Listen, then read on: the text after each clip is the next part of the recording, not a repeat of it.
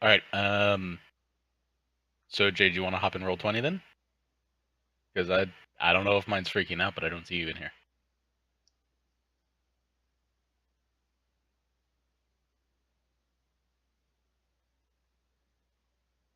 Also, anyone is free to comment if my roll 20 is just being a liar to me. No, I don't see her either.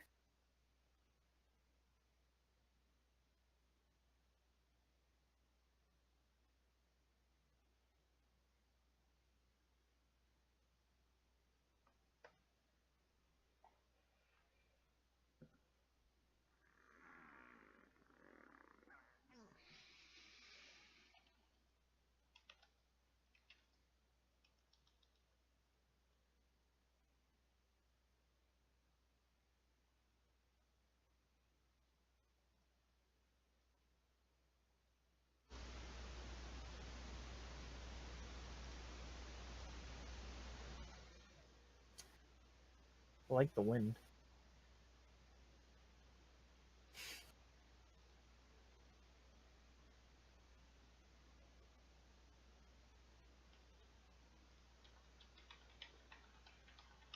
Okay, well, hopefully, I guess she'll hop in when she can, or if we actually need some roll. So, yeah, it's been a while, and I wish I had a better recap for you, but school life has kind of sucked for me these past 2 weeks. Um, the long and short of it is, our two new members, while one of them, uh, the existing party has not met, have made it into. Shit, man, it's been way too long. Kepri. And are staying in at a separate inn. It is Xantex, and that's not the one that you changed it from, right? Yeah, his antics. Okay. Yeah. Um, Xantex has had the opportunity to meet Luke. Talking a little bit, Luke finding an active ring uh, being borne by this halfling. You have gone and signed up for tomorrow's competition of Battle Byorn, and proceeded, I believe, to make your way back to your own um, residence so that Luke may meet your companion Vivine. Mataf, you basically just drank all day. I thought I was out in town for some reason, but I can't remember why. Or maybe that was just what I intended to do. That might have been your intention. We decided to end a little early when nothing really aligned. Okay, I must have woken up from my day of drinking. If you did, you are quite hungover. What I think I remember was like we all needed like it to be the next day, essentially the Bjorn battle, for us to continue anything, because we all agreed to do the Bjorn battle if Vivine agreed. Sort of. Something like that. I thought that's how what I remembered. Well, then I will say we will pick it up the morning of the battle rather than the night before. So you guys are still in separate places, waking up reasonably around the same time. It's gonna be a few hours till you're up. The competition starts around noon, and you're the 6th or 7th in order. So you've at least got the mornings to yourself.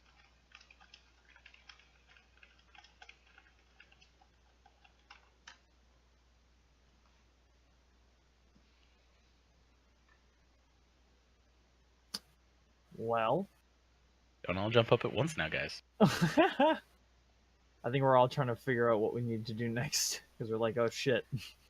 How many days is it till boat? Tomorrow is the boat. Oh, okay. Well, I'm gonna go. Well, I don't know if I can stomach anything. How hungover am I? On a scale of 1 to 10. Roll a Constitution check.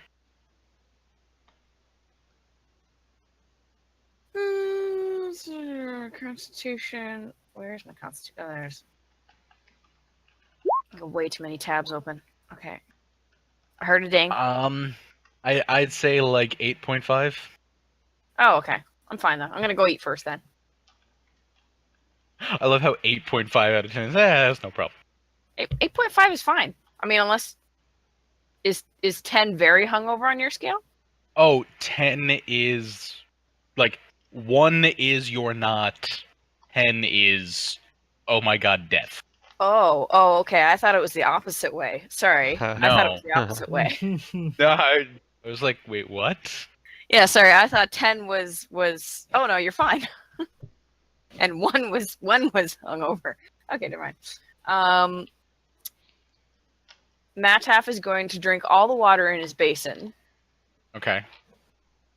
And if that is not enough water, he is going to proceed to find another basin of water to drink. Okay. Yeah, there's a few spare basins around. There's now 2 other empty rooms. You chug down most of them. It abates it a little bit. The idea of going out into sunlight is still probably gonna make you cringe, but you're functioning. Okay, I'm gonna lay back down and go back to sleep for a while. Okay.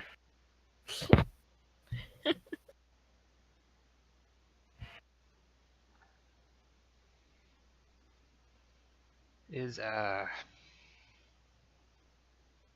Icky. Is Icky up? Icky. Yeah, she seems up. She actually has a few books out that you've never seen before. Seems to be writing hastily on that paper that she asked you for before. You making any progress on something? Old stories. And she like lifts up a book and just shows it, or hands it over to you. All right, I'll take it and the cover, or is it open up already? Oh, she had it like open and faced towards you. What languages do you actually know, though? Draconic, Common, Elvish, Dwarven.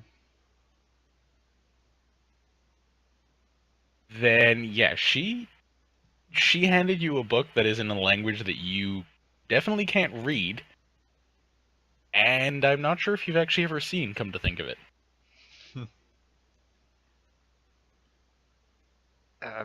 That's okay. I have no idea what this is. Besides a book. Oh. Okay. She like takes the book back, flips the page over to the next one, and just continues writing notes in the same script that the book is in. Is that your native language?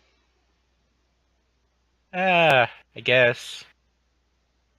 You know, I was taught this and Common, and I learned Dwarven and Halfling and Infernal and Draconic, and she keeps muttering on. The amount of languages she apparently knows is ridiculous.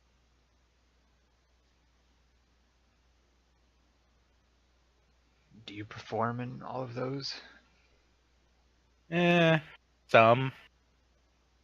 Not really good at the Dwarven songs. They're kind of meant for people with deeper voices. Not that pretty. Anyway. If Mataf is still awake, he's gonna start belting out a dwarven song. Oh no. Make a performance check.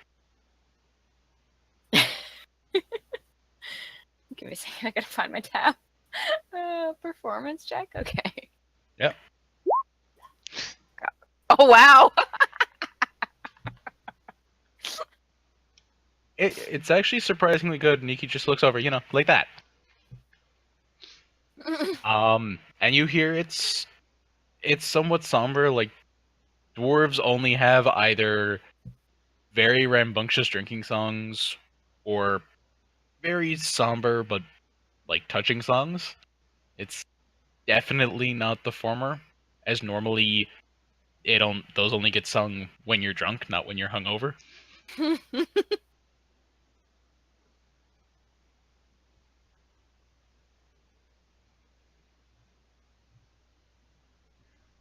It's a lament for Zessel.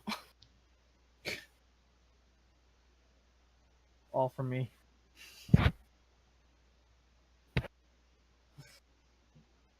What's left of my feet? What, you mean the ones that were drowned?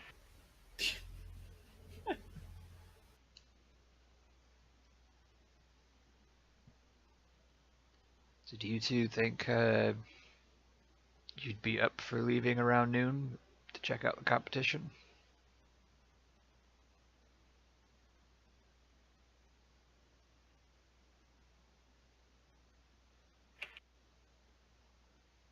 Was I Me? included among those two? Yes. Okay, I thought you were for some reason talking to me and Jay. I was like, what? No. Icky. Mataf will groan, but will not say no.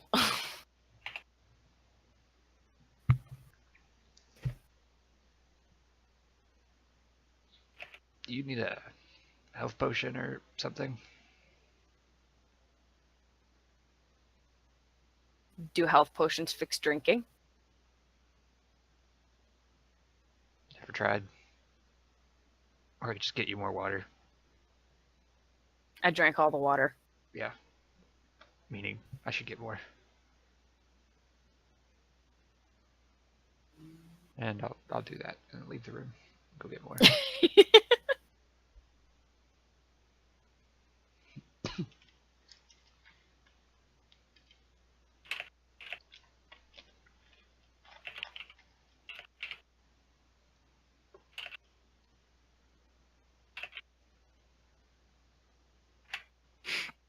So yeah, you two down in...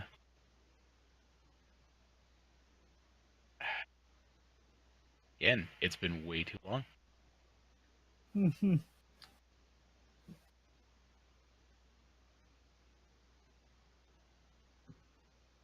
the trying to Hydra's look. Tavern. Yes, I knew it was a Hydra something.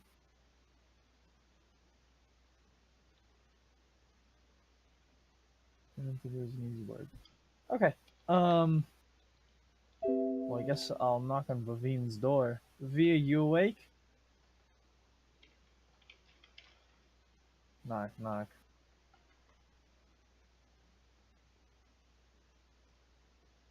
Oh.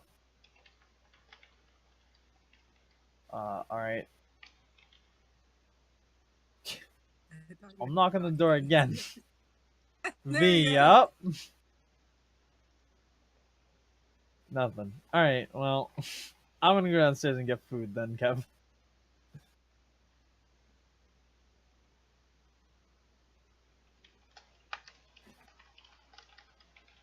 I'll eat breakfast. After I eat, I'll go check on her again.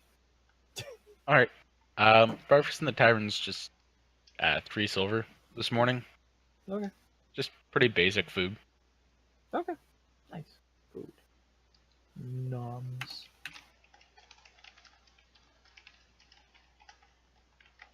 Turn on my mic. That would help if you're trying to say something. And then I go back upstairs after I eat. And I knock on the door again. V.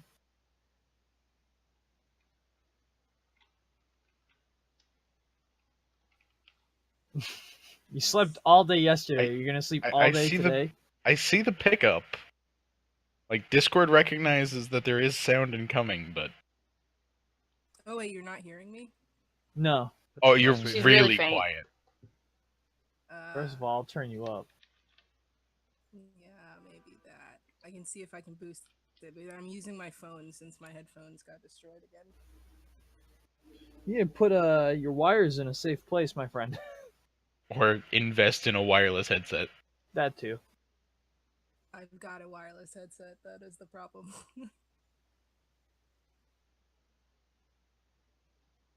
You can still get on my bed. There we go. Barking has begun. Alright, with you turned up now, we can actually hear somewhat, so... So I knock on your door. V. You awake? It's really early. Is it though? You slept all day yesterday. I still can't hear her at all. I can hear her. I just turned her I mean, up all to the be way. fair, I have her at like 150, and I can I hear have her her. at 200. Mm. I just went up all Just the way. like crank her up, and then Jay, please, for the sake of all of us, when you do get that headset replaced, please post in Don't. chat. Don't. It'll be funny. Warn us, please. Don't warn us. It'll be funny. Okay, yeah, there we go. So yeah, time-wise, she's not wrong. It's probably like 8 in the morning. But you slept all day yesterday. I stayed in all day yesterday. And you're There's a still difference. tired? I met some friends. We should go meet them. I tried to make some plans with them. There's this like battle today. And we needed a group of 5 people. I happened to find us 3 others who wanted to What do sort this of battle as well. battle? This Byorn battle Byorn, something like that. We fight a thing, and I guess it's just a fun contest. Not exactly sure. I was just invited by a nice dragon person. Nice dragonborn. Couldn't get the actual race.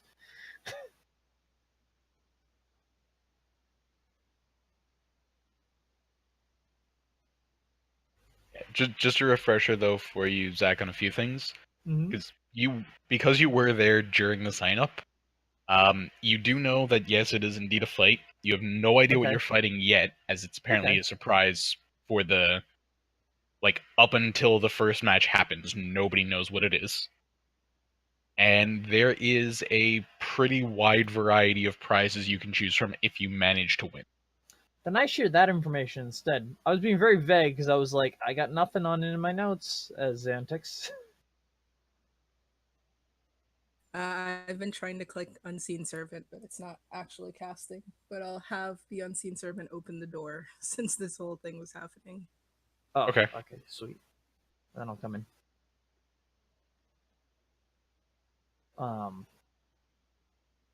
But so what do you say? I mean, there's variety of prizes. We have a group, so I mean, Well, I do like prizes. I know I can see it being a lot of fun. Where is this? I just look over. You're a halfling, right? No, I'm a gnome. Oh, jeez. Yeah, a gnome, a Yes. rock gnome. Okay, so yeah, I just look over your shoulder, looking for these friends. They're at a different tavern. They're not Raina, here right now. Your Okay. companions are in another tavern.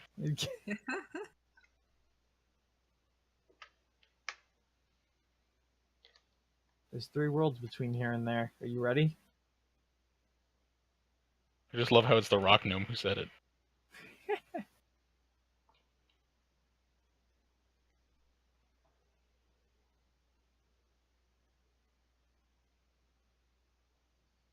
I suppose I grab all my things. You're just like thinking over for a minute. You're like, fuck it. Yeah, I was like, I want to go do this battle. Sure. Let's get you some food first, though. I'm not closing the door or anything. I'm assuming your unseen servant's going to do that. But I guess we go downstairs and get food for you, and then head out. V? Yeah, sorry, I was waiting till the puppy stopped barking. Yes, I'll follow you downstairs. Food it is. We got her food. Yep. To eat. And then As we'll it head is, on our way to breakfast. Luke's. 3 silver, and you make your way up to Uncrested. Which, at the same time, you guys up there, if you did not rush through breakfast or take breakfast up to your rooms, you will be in the main tavern area. when they come in. I don't think Mataf would have eaten it at all. Yeah, fetching the water, I think Luke would just grab meals and have them, or have tavern helpers bring them up. Fair enough. So Yeah, yeah, Mataf's probably not eating. At best, he's chewing on a bone.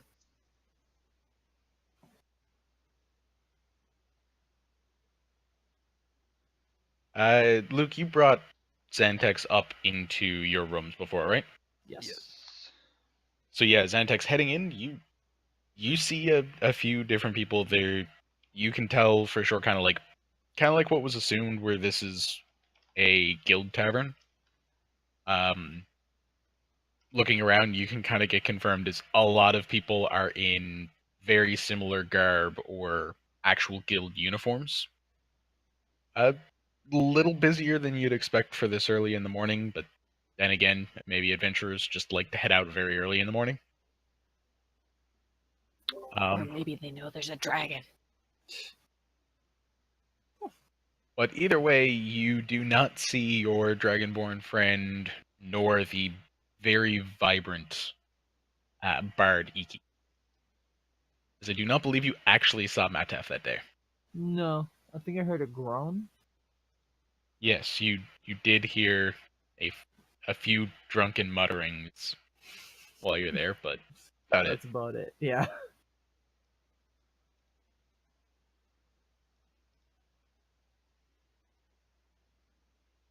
Well, But you do know your way up to it if you want to just yeah. knock on their door. I'll just go knock on their door. Hello? It's Luke. It's me, Xantex. Xantex, yeah. What's up? Is your friend here? And I'll open the door.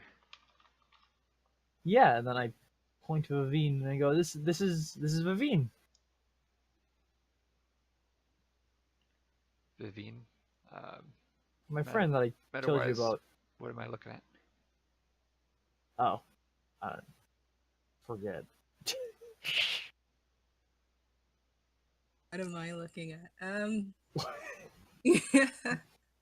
Can you see the image? I'll start there, probably. Like a half Yeah, robed down at- figure. The one on roll 20. Yeah.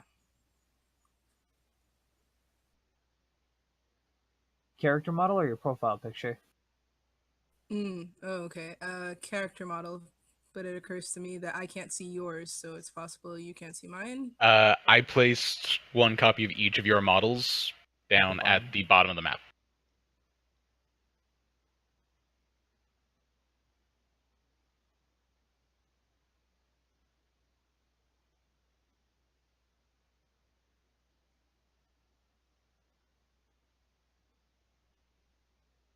Okay, so super tall.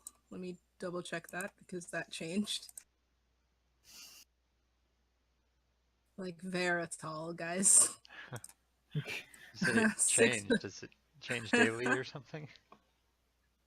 No, she Um, meta-wise, she found something very unique. like very unique. Luke is the Dragonborn, correct? Yep. Before I begin. Yes. Okay. So humanoid. I'd say upon meeting you, she probably just seems human. She's extremely tall though, 6'7" for perspective. Amber eyes. Freaking they- towers over Mataf. Wait, really? Yeah, he's yeah, only Mataf- 5'3". How old? How tall is the Dragonborn? Like 6 even. Yeah. And a gnome. Great. Vera all over again. Yeah, so amber eyes, eventually they'll probably glow. I'll probably try to point that out if I recall. Otherwise, yeah, average looking human, tan, brown hair. It should be pretty plain. Like she should look pretty plain, but she doesn't for some reason. You're not quite sure why.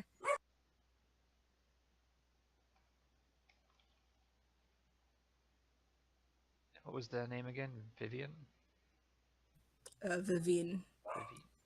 Although did Xantix say Vivine? I said Vivine introducing you properly, but Okay, yeah, because I was gonna say Xantix won't call me Vivine like ever again. no, yeah. I just put out my hand. Name's Luke. Welcome to the Immortal Guard.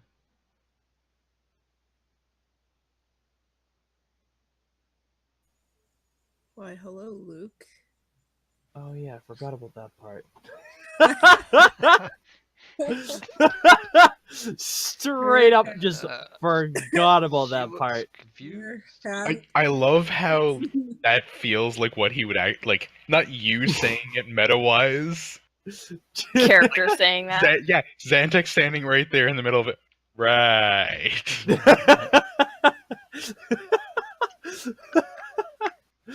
Oh man. She reached her hand almost. She almost grabs your hand, and instead, like the back of her, Jesus, the back of her hand just sort of casually brushes across your cheek instead.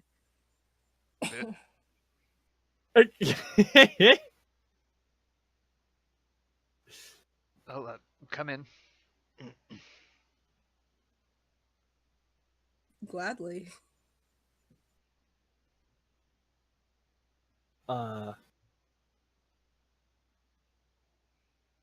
Icky and Matef, two new friends have arrived.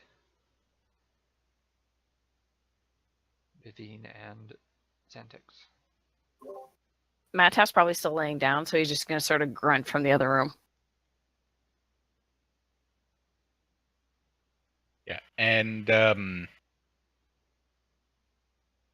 Jay, would Vivine with Vivine knowing that there was a Battle of the Bards upon entering, would she have paid any attention to people who won?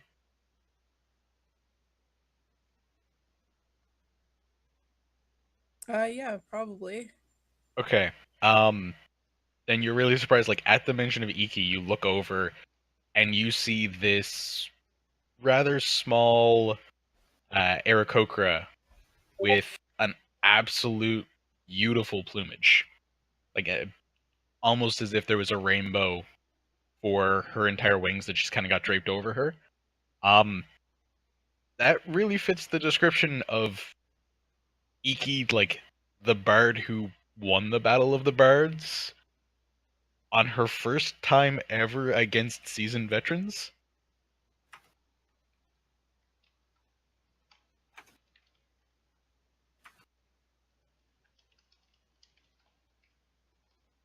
She just kind of like looks up and waves to you guys, completely oblivious to anything going on. Okay.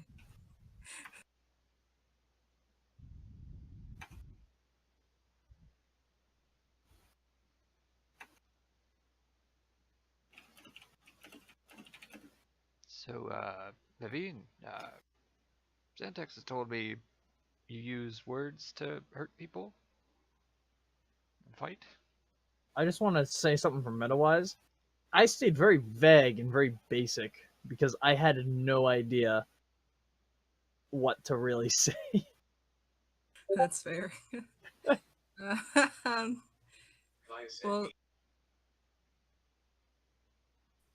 so before, are there seats in here? Are there chairs? Oh yeah, there's actually quite a large table in the middle of this room. I've already taken a seat then. Yeah, the place you open up into. There you go. I forgot that you actually hadn't heard the description as they did when they first came in. While this kind of looked like just a singular room, upon opening it, there's a large antechamber with several doors along the back side that look to be private rooms.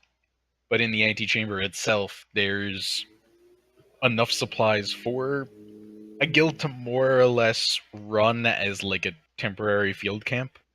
So a place to do some basic repairs, a fairly large planning table with enough room probably to comfortably sit 8 to 10 people, depending on their size. As well as a few other just general amenities. The place is quite nice.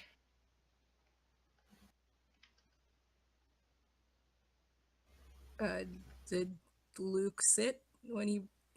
Are you sitting, Luke, or are you just standing? Yeah. and Once watching? everyone's getting comfortable, I pull up a chair. Okay, pull up the chair, and I mean pull up the chair and put it right beside him. And as you ask that, I pull out a tambourine and smack it against my thigh, and I'll cast minor illusion and just have it repeat the same question I was just asked.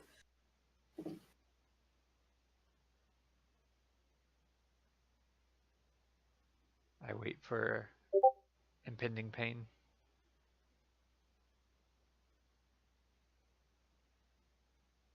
No pain really comes, like, unless you want to hide something other than minor illusion in it. No, I just literally you hear your own voice asking me what I did. I use my advanced minor illusion at this point, and I make a parrot on Luke's shoulder that just keeps saying pain.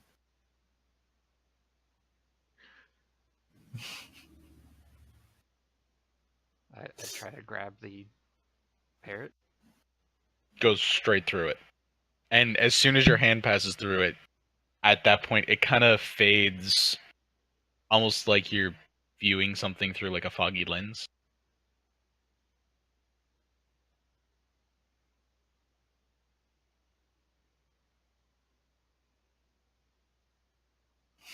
That is very I interesting. dispel it. Magic hasn't been too kind to me these past few weeks. Glad to know that we have some more on our side.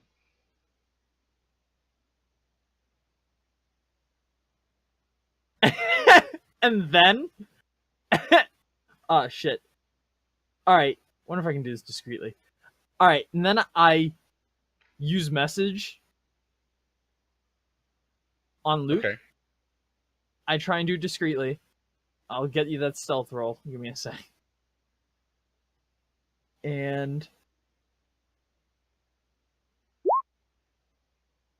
I'll say you have a big juicy cock.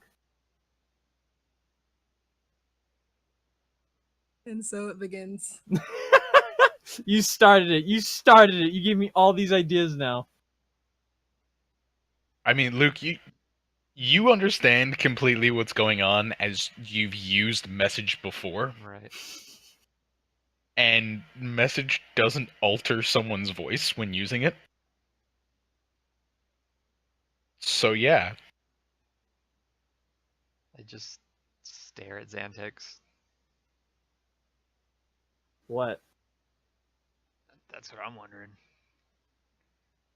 What do you mean? Anyway, there's a contest at noon. Byorn battle. We have a few hours to kill. Rest up. Look at Matev. Don't suppose. I'm assuming because of all this interaction while you are laying in your bed, you did not close your door. No, I'd be laying in my bed, just sort of. I might even have like crawled to the entranceway and be laying on the floor listening to the conversation. So yeah, for the two new members, you can see. Actually, first, actually no, Xantex would have been well too far away to ever encounter a Lupin. Just because you're a bard, Jay, roll a history check.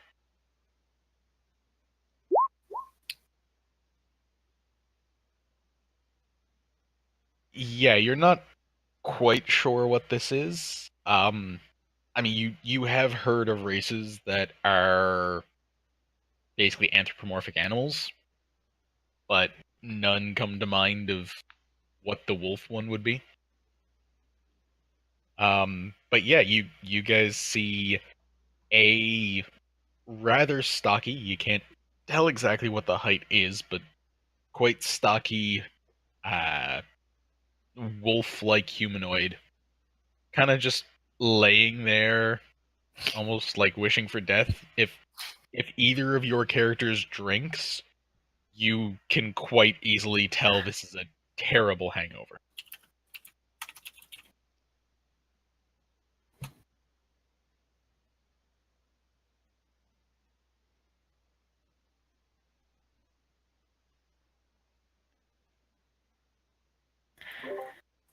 For the benefit of the new people, I'm adding his picture back into the chat whenever it loads.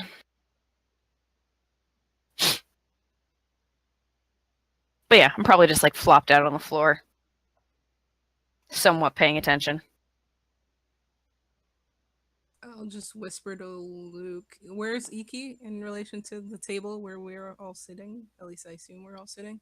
It kind of depends on where you are. It is a round table. She is at that table, still kind of like pouring over two books, and jotting something down on a stack of paper that's getting ever more full. Okay, so I'll ask Delix, where are you seated? Because I'm I'd probably be almost on like top of 2 or 3 seats away from her. Just give her space for the table room. Am I about to get assaulted?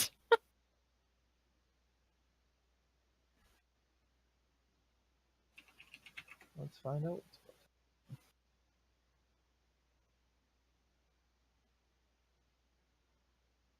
Okay, yeah. So I would just whisper to Luke. Is your friend okay? Very drunk, or was drunk. Could still sing pretty well.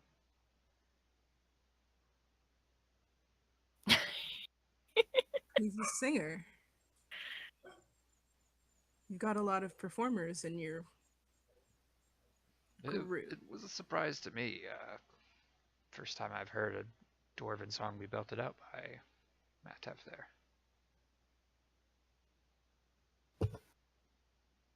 Usually, I'm not privy to this conversation, right? The tail end of it, I start to get louder. So with, I don't know, like you have good ears, but you're also drunk or hungover. Hungover. Yeah, I'd say unless you are specifically like keeping a hushed voice that it definitely won't carry over, she'd hear it fine, or he'd hear it. Yeah, I only whispered the first question. Otherwise, I think you heard all of that. I'm probably giving you a dirty look upside down. Usually, when Matt Teff starts drinking, he loses all normal languages and just howls at people. I think you've only seen Matt Taft drunk once. Twice. Twice? Okay. Twice. Well, if you count yesterday 3 times. When was the first time? In Oban. In Oban. With When the did bone. I get drunk in Oban? Oh, right, the bone. I forgot. Yeah. I forgot about the bone. Right. Okay. To be fair, I don't think I actually lost my faculties of language on that first issue. It was No. just the pointing. No, but you were drunk. Then you got really drunk here. Like, you actually passed a con save to not forget the languages other than Luke. Yeah. The first one. But these last 2 times, yeah, no. Anything sounded like howling.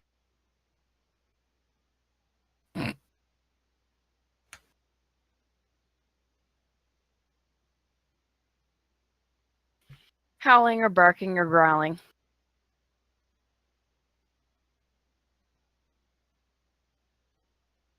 All reasonable, I suppose. I still give them a dirty look from upside down where I'm laying on the floor. I'd love to hear your voice sometime. And I sort of try to tilt my head to match your perspective.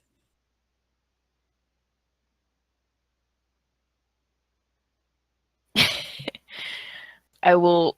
Mataf will twist his head in order to better match her twisted head, and will comment that I don't get the opportunity to sing a whole lot, but I won't say it won't happen again.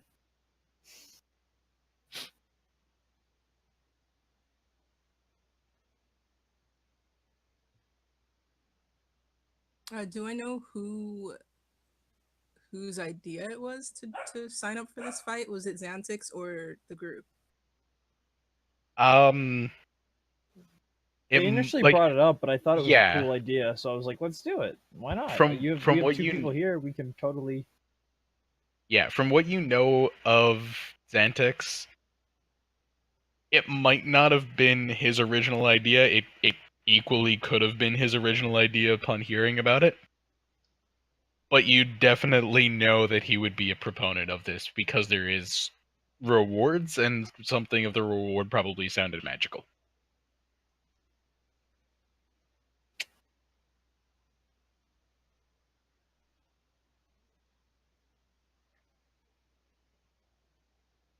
Also, the way he talked about it was more like, hey, I found out about this cool thing, but we needed more people, so I found more people.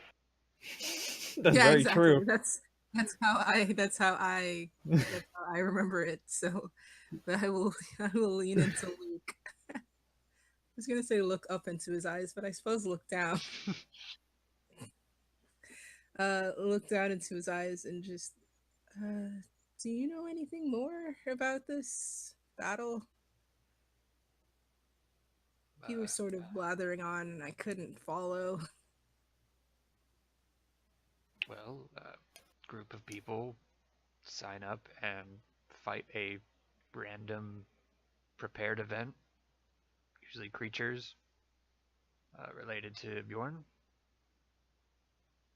Winners get to pick from a prize pool, and people can pay 2 gold for a seat and place bets and other general festivities. All right, congrats, Dell. Something you just said activated both of my Google Homes and scared the shit out of me.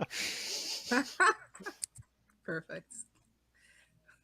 Um, so I know what I can do, and I know what he can do. What do you three do in a battle? And I can apparently talk down dragons. Did you see, like, Iki look up? I'm sure you can. I hit things with axes.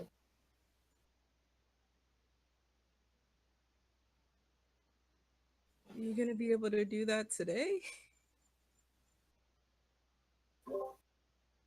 I consider this. Yeah, I probably can.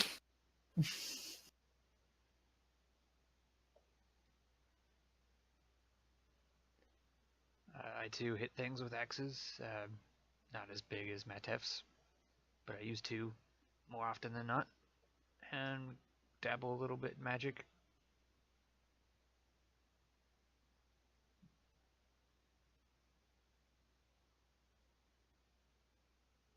I literally just face found out what I was about to say to Luke. So we're gonna scrap that. What sort of magic? Mostly fire based, just inflicting damage. I could breathe fire once and again. Just part of my heritage.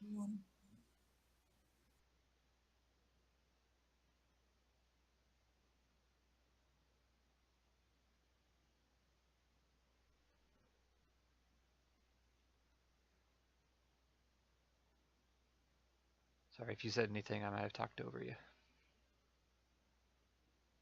I wouldn't have been saying it out loud, so that's fine. All right.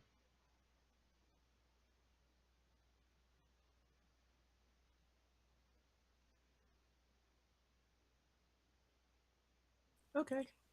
If I meant. you two were brought to this town just for the festival, Yeah, just traveling. right? You did that archaeological findings thing. That's where you got those rings. So I got my ring. Oh, they weren't together.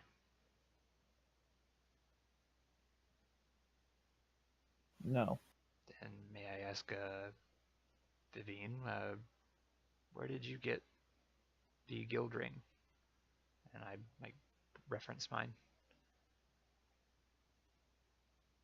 That is, if I can sense, does she have it on her? Well, unless she decided to leave it, you would definitely sense. Oh yeah, you sense it. But my, but Kev, did we decide where I got it? I thought you had gone with proving your parents weren't crazy. Okay. Yeah, I just wasn't sure. I feel like we were bouncing back and forth between that and stealing it with the with the loot. It's whichever one you wish. So Okay. Yeah. What was your it's your question? story, not mine. I'm just here to say what terrible things happen. Oh, Thanks, shit. Kev. Yeah. Right. Dude, you poked a dragon. The dragon killed you. How could I tell you something good I happened? didn't poke the dragon. You did poke the dragon. The dragon stopped. You put an arrow into its chest. You poked the dragon. I may have been drinking that night. I think everybody was. Sadly, I wasn't. Oh, I didn't even check the votes when I got back. Were you drinking or smoking? Okay. Question answer. What? Never mind. Question answered even more.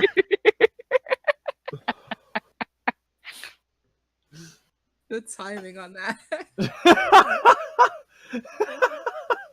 I didn't know you could hear it. Normally you guys can't. I forgot I just switched headsets. To be honest, you can actually hear it a couple times. Like, it's more often than you think. It's just we kind of don't bring it up because it doesn't matter. Well, hopefully it's not too loud. Eh. It's not like someone who's adamantly against weed is watching these videos, so who cares? Not that I care, I just don't want it to be obnoxious. But what was the question you asked me? Oh, the one that's been answered. Multiple times. but Basically, are I you don't know what drinking the or smoking? question was. I only I asked, yeah, if you're smoking or drinking, but I. Yeah. Are you drinking or smoking? And then we hear massive exhale. Now I get it. I thought it was like an actual in-game question, like, "Are you listening?" No, I Luke, totally you zoned out ask for a minute. Bev stuff? Asking about the guild ring. Zantek right. says, Actually, at the same time, either way, I don't like. Either way you choose for the backstory to go, I don't think you realize it's a guild ring. Ah, okay. In that case, Yeah, that's the part I accidentally omitted from my description.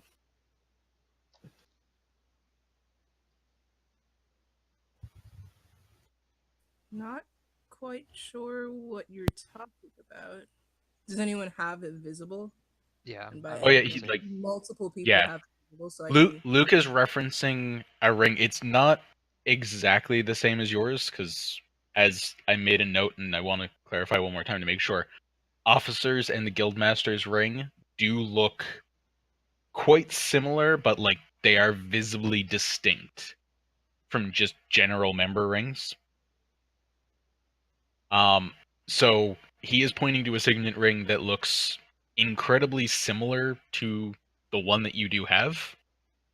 But I believe it's the central band is a slightly different color, and I do not have my sheet up that says what each of the colors are. So unfortunately, I cannot tell you, Del, what the middle band of yours looks like. And does anyone else in the room have their ring visible? As I Make a perception check. I mean, I just wear mine on my hand. It's not hidden or anything by any means. Yeah. So yeah, you can notice Matef's as he's kind of laying there. Iki, while not wearing hers on her hand, you can see it hanging from a chain around her neck. And then if Xantex is actually wearing his anywhere, say where it is.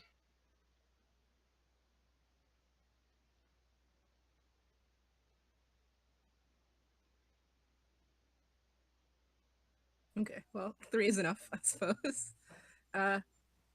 Sort of similarly to Iki, I will pull a chain that's sort of hanging down between my robes. I'll pull it out and show you. Is that what this is?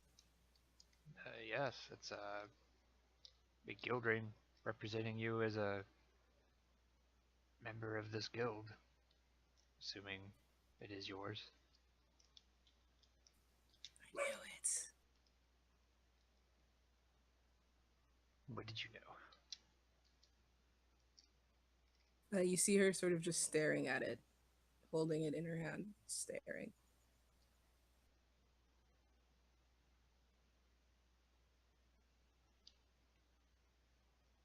As I'm unsure of the history of the guild completely, I was just curious of where you've received it.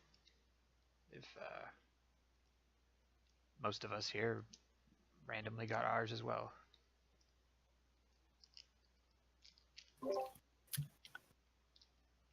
Random.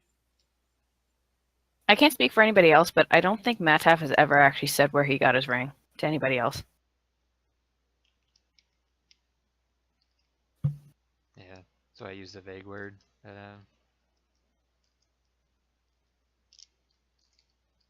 also have spare rings on the side that we can recruit as needed.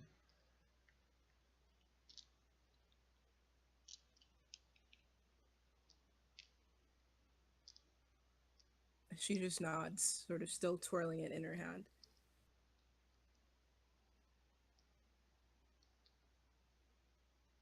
This is the first time since she's entered that her eyes haven't been sort of drawn to you, Luke.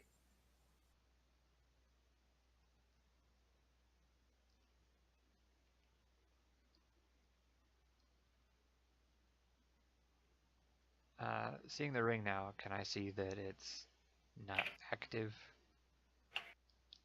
in the sense of the rings that we activated in the guild hall?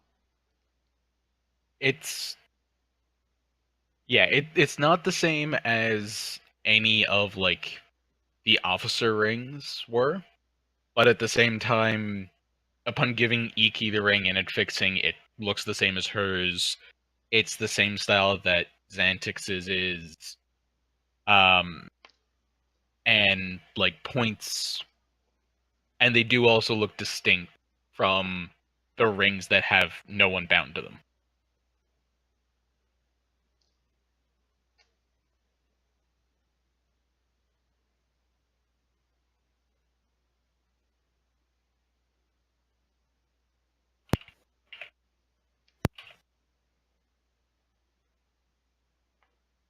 Uh, Santex, I was talking to you in the past about knowledge on magical items, right? Mm-hmm. Mm-hmm. Was it you or Vivian who can do that? Do what? I guess have a higher knowledge on items of magic. Oh, me. Probably. Since that's what I kind of like to look for and study. Okay. I go into my bag and pull out the circlet. That's what it was called, golden circlet. Uh-huh. And I pass it over the table to Xantix. This is the day of the fight, right, Kev? Yep. Okay. So, Luke, normally, yes, I'd be able to tell you exactly what this is, giving me a small bit of time. Issue being, I don't have a pearl to do it right now. Normally, I'd be able to do it without a pearl. But I need a pearl if I'm going to do it this way. And that's because today I kind of prepped my magic for fighting. So unfortunately, I don't have the spell to help me know what this does. How long do we have till the fight? It's probably around 10 o'clock by now, so at least 2 more hours.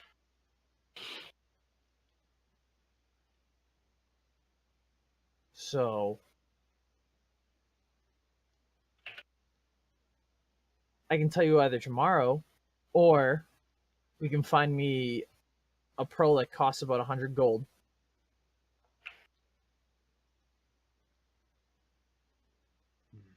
All right. And I can do it right now.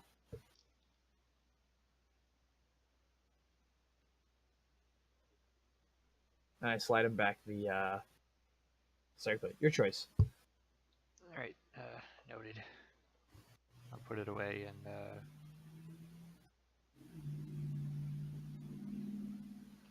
I'm gonna pull out the silver pickpocket and open that up.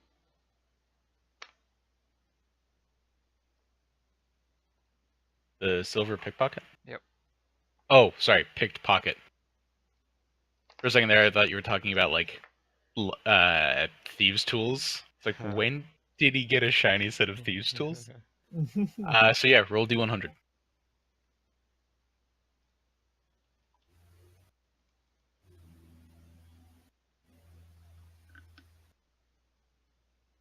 You open it up and you see a little, fairly, like almost keychain size wooden carving. It's not incredibly well detailed, but I mean, from the proportions, it's probably a halfling.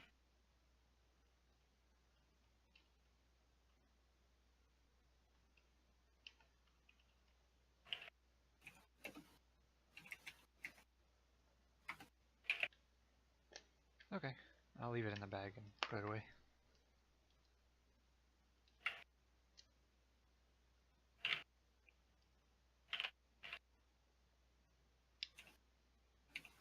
Is there anything you two newcomers need to do before the event? Anything in town? I know I gotta pick up an axe.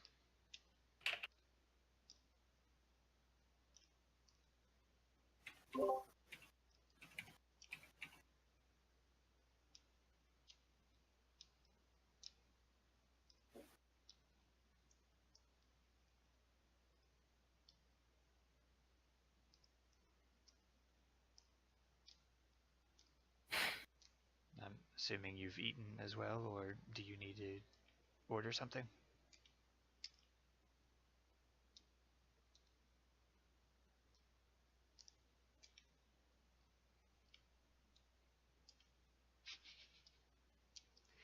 Talking to me? Yeah, Vivian or Natix. The Oh, conversation okay. is- For some I reason, thought I that didn't think you were conversation talking to was us. still going on. I said newcomers. I don't know if that came through or not. Oh. Yeah, we've already eaten.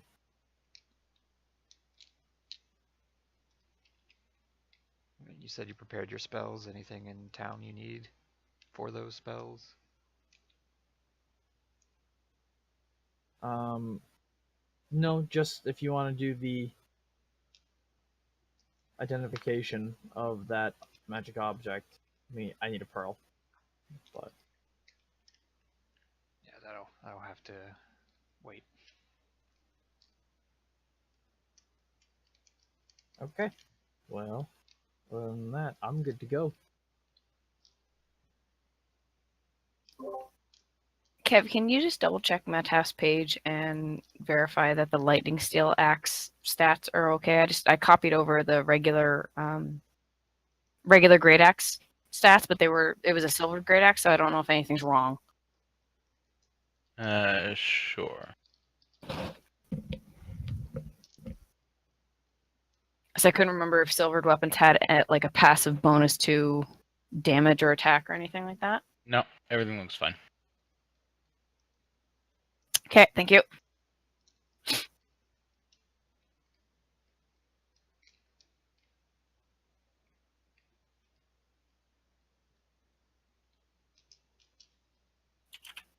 I will need time to get accustomed to my new axe, so if you don't mind, I probably should go pick it up now to be ready. And then I start to get up and leave.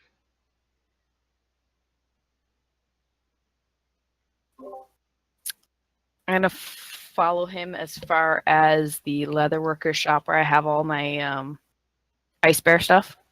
Okay. That is kind of on the opposite side of town, so pretty much Oh. as soon as you get out the door. Okay. I can still get there and back in time, though, right? Oh yeah. Oh, okay, yeah. I'll go then. It's more. Let me close up some of this so I can actually get to the map. The smith that he went to is, I believe, around here, and the leatherworker is over near here. Oh, So gotcha. they're both kind of the same distance from the tavern. But opposite directions. Yeah. Got you.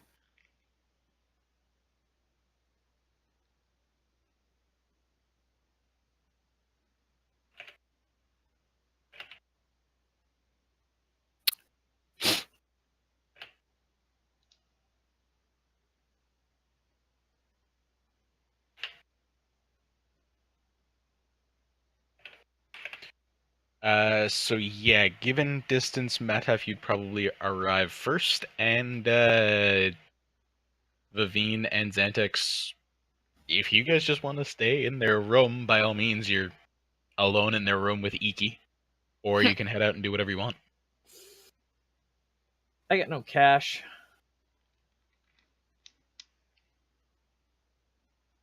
I'm gonna just sit down and just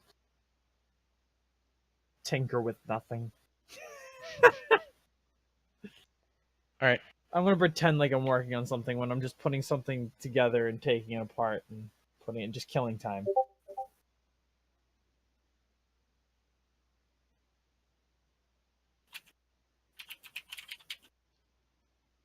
No, you're free to follow or join.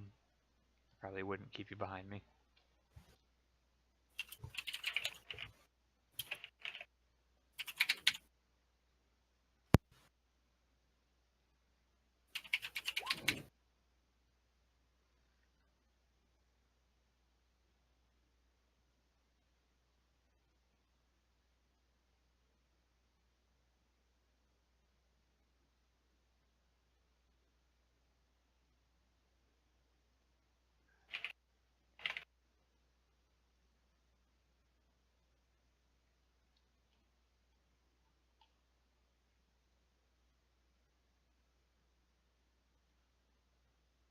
Okay, so yeah, Mataf, you arrive first. Are you just picking up and you're good, or?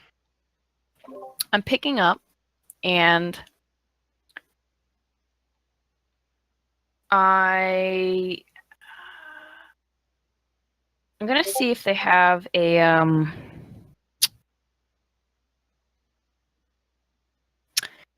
gonna see if they have not like a Matt Taff wants to know how to like finish his own skulls and finish his own pelts, not necessarily make them into like, you know, functional goods by any means or anything like that, like in terms of leatherworking, like armor or anything like that. But he is looking for like a book or a guide or something on how to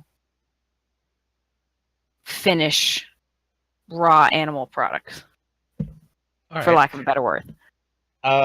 Just give me a flat d20. Okay, give me a second. I gotta navigate back to my page here. Flat D20 right here. No, there's not supposed to be a space there. So yeah, while they don't have books themselves at the shop, like aside from their own reference books, which they don't really want to sell you, they do notion you to a general store that you have visited before. That would definitely have what you're looking for. Okay. And given the business, they do note like it's probably only going to run you about a gold to get a pretty decent book, and even note one that you'd want to pick up for this kind of job. Okay. Can I get there in time and back to the pub in time, Yeah, I mean, or? it's on the Okay. way back, so. Oh, okay. Well, So, yeah, I'm gonna so stop you in. swing by. Yeah, if you swing by there, it's just available to you for one gold, so you can add it in. And yeah, I don't have any specific names for the leatherworking stuff yet, so That's all you right. I'll can just just note it as a leatherworking book. yeah. Like, he was just looking for something very general. He's not looking to like replace Asta's leatherworking skills by any means. He wants something that, like, when he catches us, when he gets a good trophy, he doesn't have to throw it in the bag and let it rot.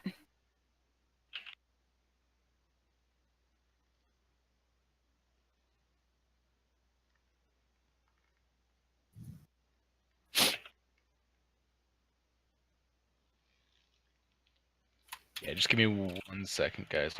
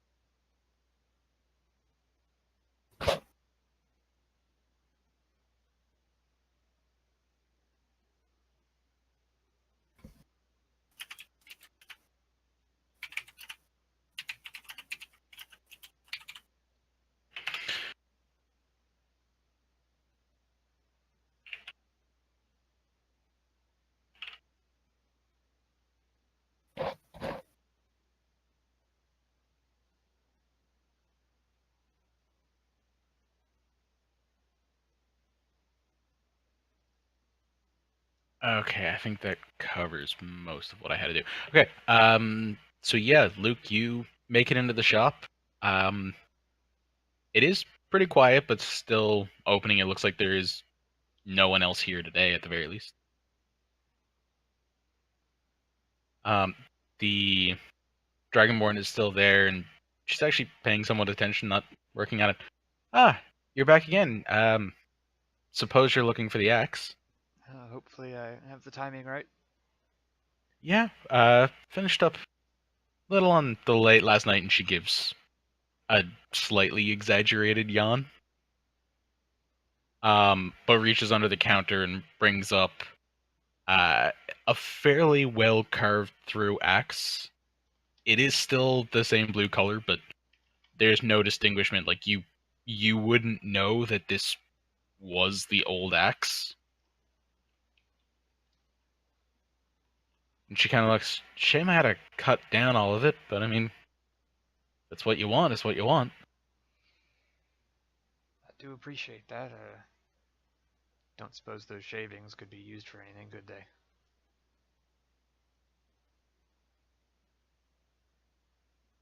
Um, I mean, if I could get time at a very good forge, you could probably melt it down, turn it back into ingots, recover at least a little bit of it, but a lot goes away from it. I'd say there's no point in most of the stuff, but considering that thing alloys so well with other things, you might have some use out of it. And she like hefts up a little bag on the side. It's kind of what's left from grinding it away. Well, if it's all the same to you, you are welcome to keep that.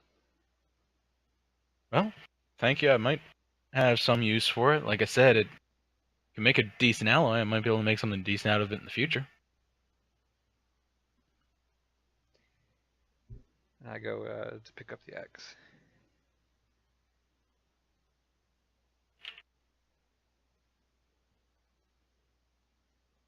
Yeah. So you grab it, it's just sitting on the table. It's still that very cold looking. It actually now looks more like a cold blue than what the polished finished was before. It seems the treatment process has changed its color a little bit.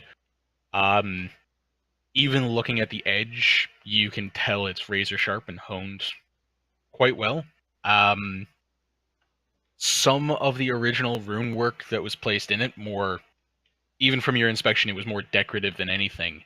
But some of them are gone, which is to be expected as they were pretty far forward on the blade. And it looks like she more worked to keep where the shaft and the axe head met rather than the leading edge of the blade. Uh, Decent enough weight. It does feel a little bit heavier than your cold iron axe, though. Okay.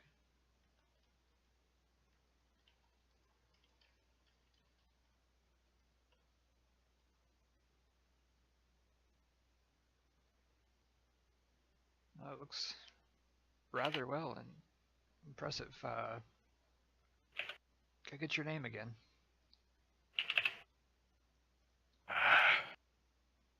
Sure, let me just try and dig through my own notes to bring it up again. I dug through mine. I couldn't find it.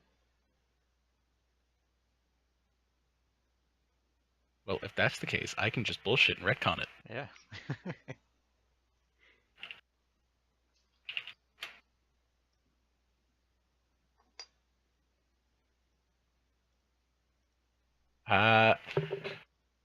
Uh, Omyse. Omyse.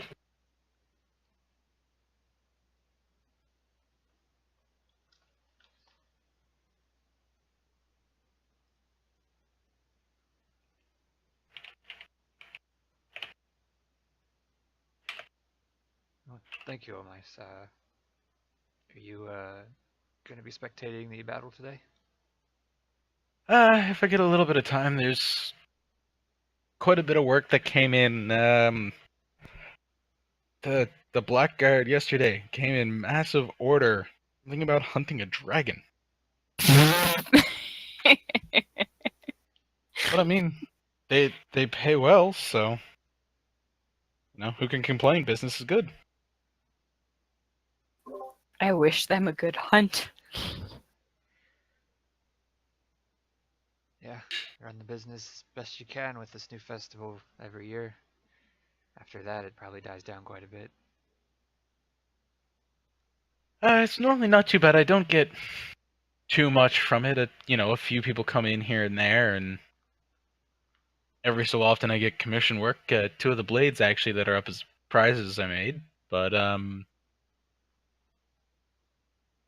mean, realistically, things stay somewhat steady. It just depends on if there's trouble in the area. Kind of sad to say, but bad news is good news in a business like this. That's the truth.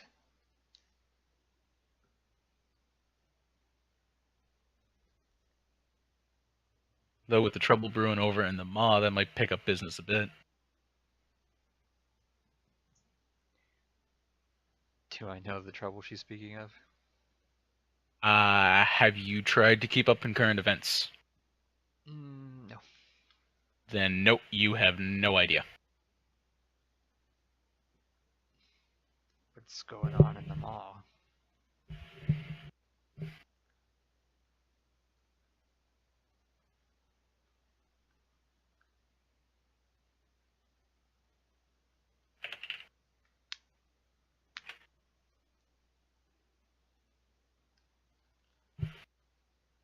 Um, well, I mean, considering another one of the jeweled cities has decided to go with the chromatic rule, then I mean it means big implications for the whole might is right idea. People don't like it, might cause a bit of a civil war there, to be honest.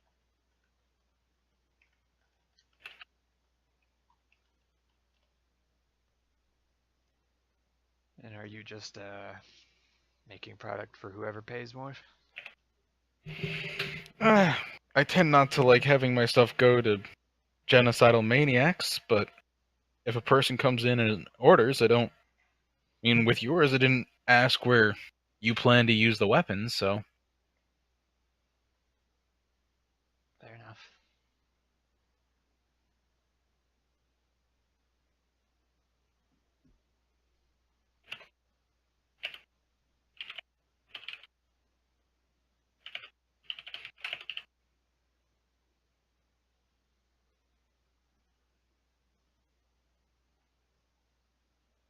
Best wishes to your business.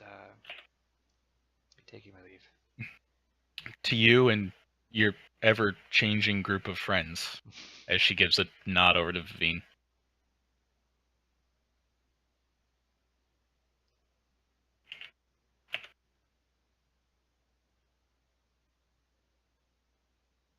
And, I'll head out to just look for a clearing of some sort and sit down and attune to bind the axe.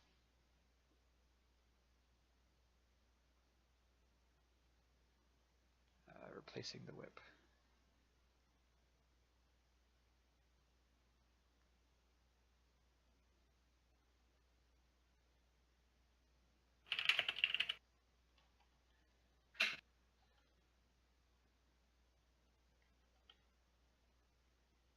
Yeah, so, I mean, Vivine, you're kind of just sitting there.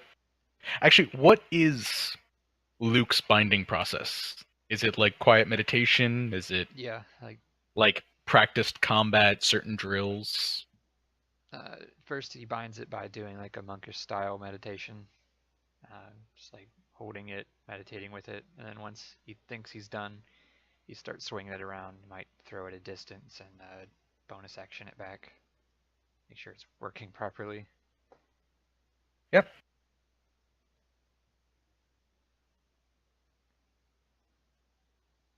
Well, I will point out, since I just read your message, in the at the blacksmiths, Vivian's attentions were sort of drawn away from Luke for most of that conversation.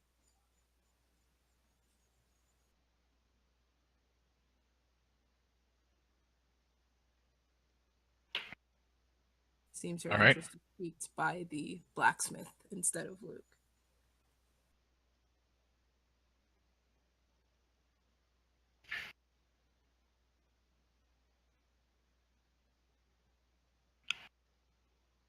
So yeah, after a little while, the axe fully binds to you.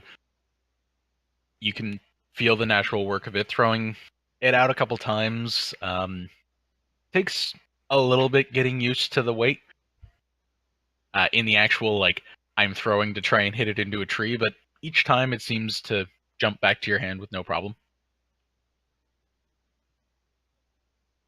Right, And Vivine, if this is the first time you're seeing an Eldritch Knight, he's just kind of throwing an axe, trying to hit a certain part of a tree, and then after it either lands into the tree somewhere or just misses off, A few seconds later, it just appears back in his hand as he's like gripping around, almost as if it's supposed to be there, and then it is.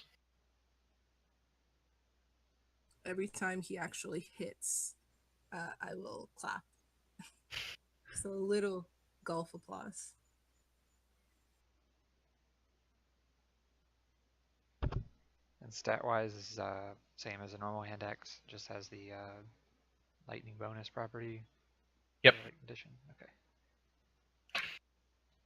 Yeah, lightning steel is pretty much equivalent to cold iron in all respects once it's been forged.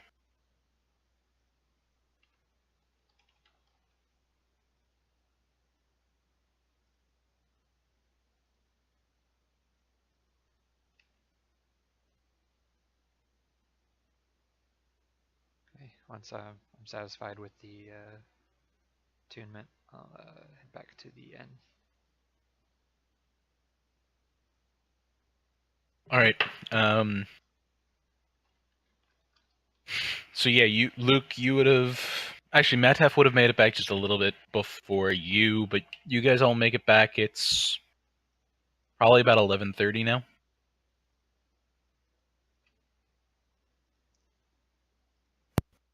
When do we need to be there? Well, it starts around noon. Our event isn't placed until a little bit later after a few other groups. So we can at least see what we're up against if we go early enough.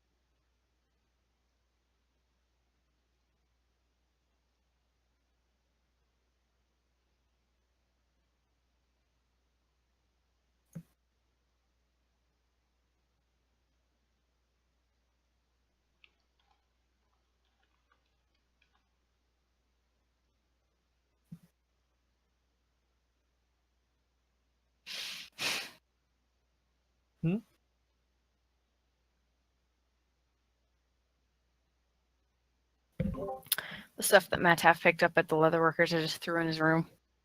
Okay. He's still got the book on him, though. You said it was 1 gold, right? Mm-hmm. Okay. You said it's 11:30, right? Yep. Is everyone back in the room? As far as I know. Okay. So we all headed out? I believe we are ready. At least I am. Arva will just look down at the robes she's wearing. I'd like to change first. All right. Free to use any of those rooms. Are all the doors open? I mean, if none of them close their doors on the way out, if none of them close the doors on the way out, those 3 would be open. The other 2 would be actually no. With Mataf running in, like room to room, all of the doors would be open unless someone specifically closed theirs. Yeah, they are all open. So either with a quick glance, or if Luke went in to put anything down or pick anything up, can I tell which room was his? Not really. I mean, they travel pretty like well packed. In that case, I'll just go into whichever room is directly in front of me. Okay. So yeah, you head into a room, close the door. You can notice on the right side of the room, there is Oh, well, actually, on both sides of the room, the left side larger than the right side, but on both sides, there's scorch marks on either side of the wall, making a pretty uniform circle. And it looks like the wood's been patched over, as inside the circle is much newer wood.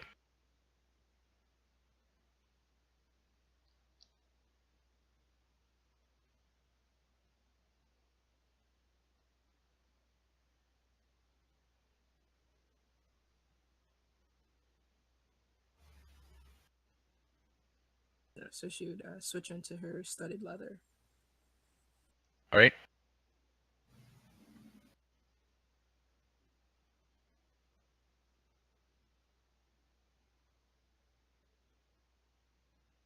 Matef, are you using any new weaponry?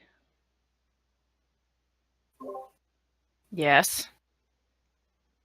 'Cause I just got this hand axe back from the smith. I was wondering if you're using the same material. Yeah, I'll pull out my lightning steel great axe and just hold it up as a reminder. Yeah, just as a reminder to myself, Mataf's like actual proficient skill is in blacksmithing, right? Yeah, blacksmithing. Yeah, blacksmithing and his wooden flute. He doesn't actually have any. Oh, and Mason's tools. Sorry, Mason's tools as well. Yeah. So kind of looking over, same thing as what the Dragonborn blacksmith was. You kind of look at the heavy modification that was done to turn a great axe into a hand axe. And while it's not a bad job, it's still like that's a lot of lightning steel to waste. Mm.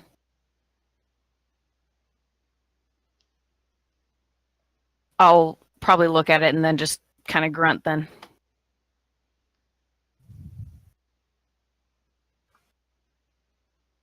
Was just curious if you knew how to best use this material. If we could possibly synergize with our new comrades here. Maybe strengthen ourselves in some combo attacks or something. I will tell him what I know about lightning steel. Just off the top of my head, but If I you're looking for actual like implementation of it, you can make an intelligence check and add your proficiency modifier to it because you are a proficient blacksmith. well, I thought I knew about like lightning steel being lightning attuned and everything. Yeah, but I mean in terms of like how lightning attunement works in combat. Oh, okay. Like for knowing what lightning attunement itself is. Yeah, like you know it in terms of these are the properties, and like a generic blacksmith would know this is lightning steel. Uh, lightning steel is very good with lightning enchantments, but in terms of like, does it do anything with someone casts lightning? Does lightning steel react somehow to it? Oh, okay, I gotcha. Yeah. Okay. Those What was are it you wanted two me to different roll? things. It's an intelligence check, and you can add your proficiency to it. Oh. Okay. Int. Where's my int? There's my int. Plus proficiency, so +3. So yeah, you know if someone could use the lightning steel weapon as a focus, and you're a little vague on this because you don't fully understand how magic casters use magic. But you do have the idea if there are some benefits that can be gained if a magic caster uses it as their focus when casting a lightning spell. But in terms of like, if somebody casts lightning bolt and you hit him with the axe, it doesn't do anything different than it's just an axe. Okay. I'll pass all this on, so. All right.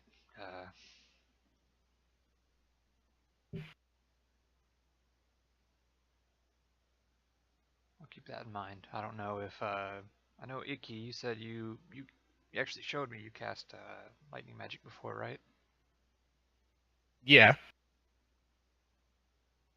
I don't know if like if you're alongside me or Matef, that if you like channeled for a second through our item, but I we're swinging these things around, so I don't think there's really time for that.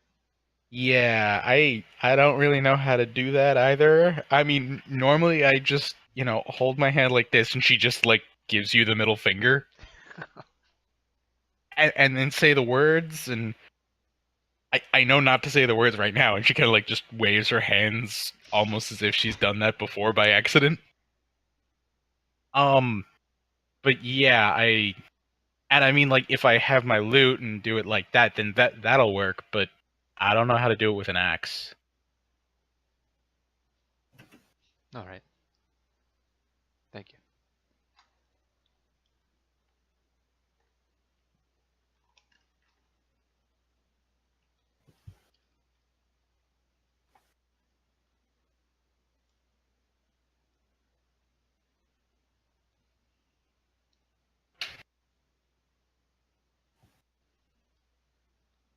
Oh, does everyone have health potions on them? I have probably more than I should on me. No, I don't.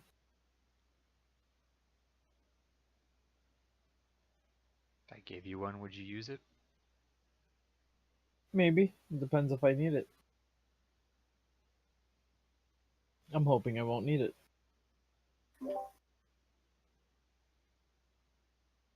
I'll hand Xantex one health potion. I don't have Well, any, but I have my collar, so I think I'm good. All right, the collar. You wear that all the time? Yeah.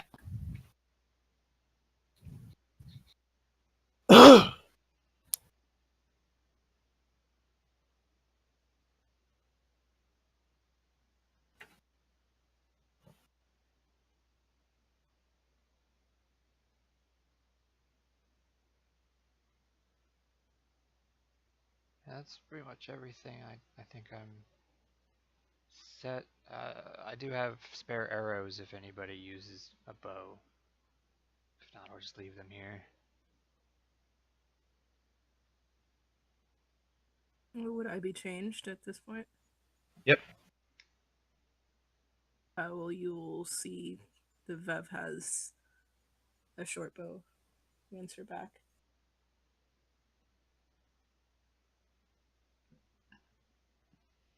If I have spare arrows, if you'd like, Vivine, or I could carry them if, because they're in a quiver. For if you need them, extras.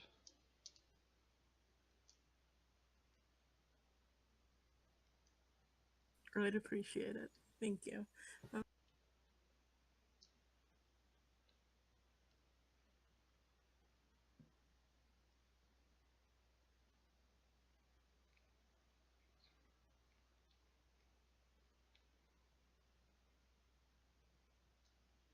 Right. I'm just gonna like shepherd everyone out the door, pretty much.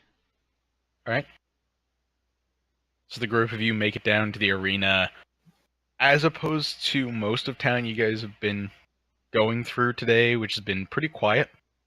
It's just understandable. Most of the events are wrapping down, and you can even see some of the places are taking down decorations. A lot of the stalls that were selling things like pickpockets and everything are instead of this constant full table that they've been restocking, it's more just it's slowly whittling down and running out. All in all, just closing up for the end of the festivities. But around the arena, it is an absolute madhouse. Easily 70 to 80% of the people who are in town are here for this event.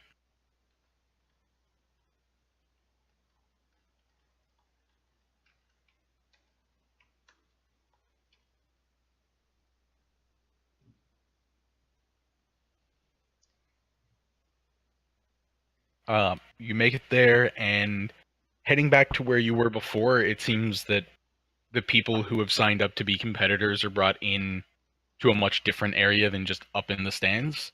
There is an area for you guys to watch a little bit. It's not the best view, more kind of like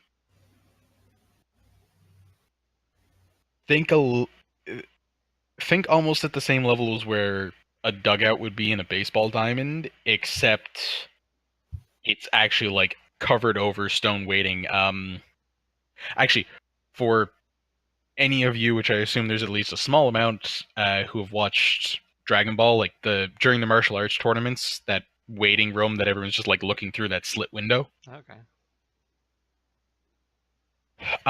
That's the kind of setup you have to it.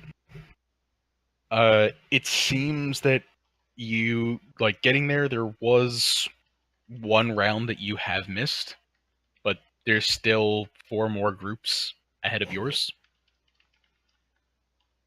While there are some, while there like 2 of the 4 groups that you see actually do appear to be fairly skilled adventurer groups. But the other 2 just seem commoners. You actually notice one of them is that group that you were talking to yesterday when you had looked in on the prizes. The wolf fighting teens. Yeah. But you can see this year, in the excitement, everyone's cheering through and the announcers talking. This year's challenge, it turns out, is what they're calling the Pinnacle, at which it's not a minion, it's not a general. The actual combatant this year is Byorn herself. So no others you see during it. The landscape looks like a regular fighting pit, but there's an odd chill to the air and almost snow blowing through, even though it's completely illusory, similar to that of the bards. But what you do see during each of these fights is a towering giant of pale blue wearing an immaculate ornate dress. Let's pop over. And wielding a very long, dark metal blade in one hand. Let's pop her as you guys come over and get a look at the arena.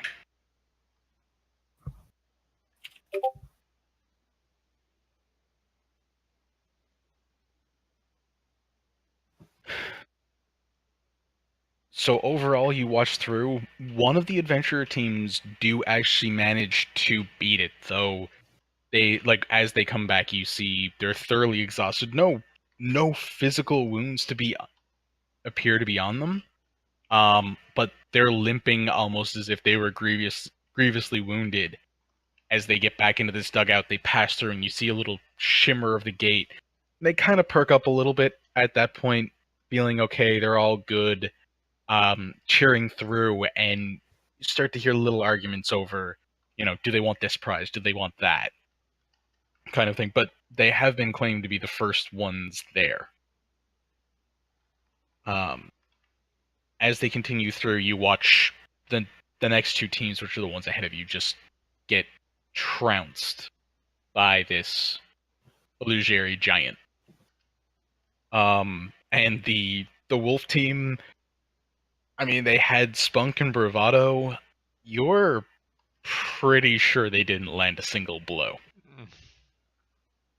And every so often, like, some of them actually do get knocked out during it, and people come in and retrieve them, but as soon as they pass through that barrier again, they end up fine. A little demoralized, but more or less okay.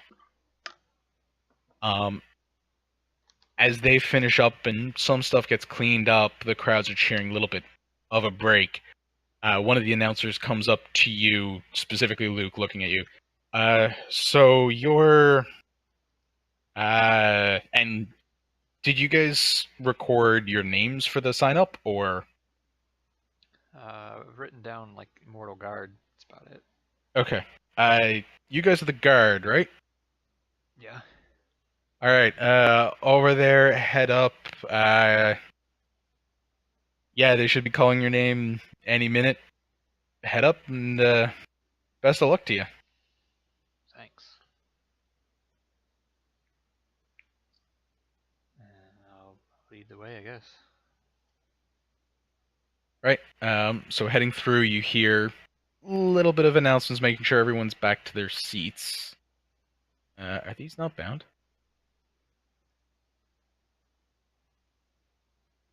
No, you are bound.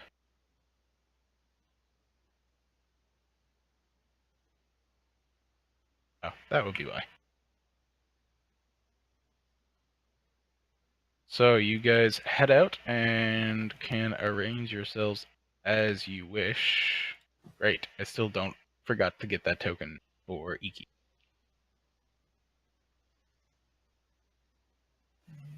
Why can't I? F and Xantix. All right. So yeah, just make sure everyone has control over theirs, because I know this has been problems. Oh, I have control. All right. Right. Good luck. Yeah, I'm good. Yeah, at the very least, down in the pit. You can hide along the walls, fine, but Good luck. All right. Bye. So as is normal, the place appears pretty natural until you see the caster standing up on that precipice begin a chant that you've seen 4 or 5 times now, as Byorn once again appears on the other side of the ring and the air gets oddly cold as snow tends to blow through. I'm gonna get you guys to roll initiative. Initiative.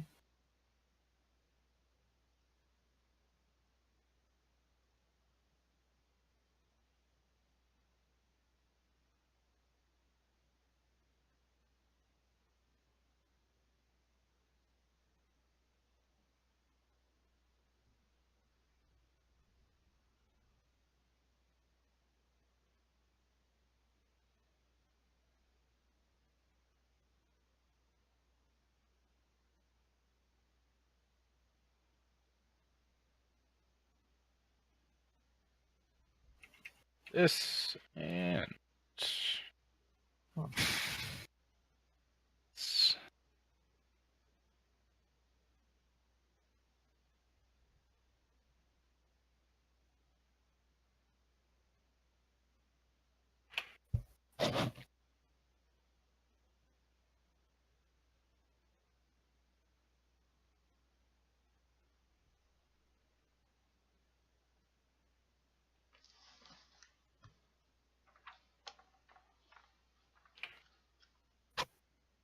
all right.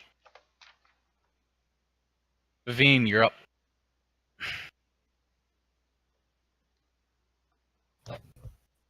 From Battle of the Bards, do I know whether Iki uses a lot of attack spells?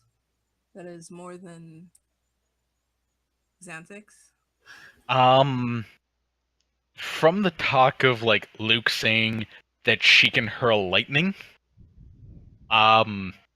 you know she probably has some more magic than actually I've got to add her in. I forgot that she actually has good dexterity, so. But shit rolls. Cool. I don't even have to restore it, because she's apparently down there. But yeah, in Battle of the Bards, you know it's a little different, where there's a ton of magic casters that are there that they can tap into, and it's more their performance that generates the magic than their actual, like, I can cast a spell. Okay. Question for you, Zach. Do you Yeah. cast a lot of attack spells? I have a good chunk of attack spells and I have a good chunk of support spells. I kind of went 50-50 on that route. Let me put it at least this way. I have the Firebolt cantrip, so Okay, I suppose I would go with Xantix then. So I'll just say, "Look at me," and I'll say it to the group. okay. Does anyone turn? I guess I do. You should look at me. Yeah. Yeah, I mean, if you literally just said, look at me, then I'm probably going to turn around and look at you. Okay. she will. Let's see. She will blow a kiss to Mataf, Luke, and Xantix, and I will cast Bless on those three. Okay. Do that. So that's a D4 to attack rolls Yeah, and saves. attack rolls and saving throws. Yep. Hmm. There we go.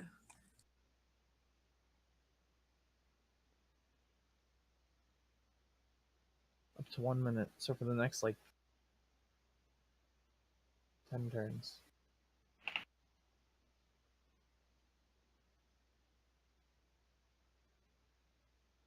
Or something.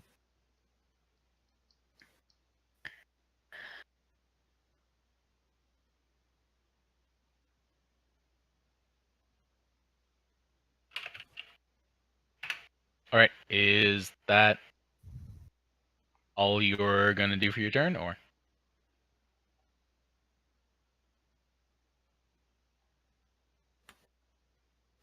Yeah, that's it.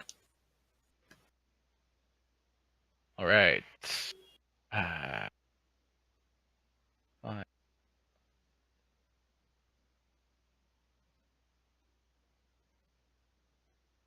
So Bjorn's going to charge up to there. Oh, good.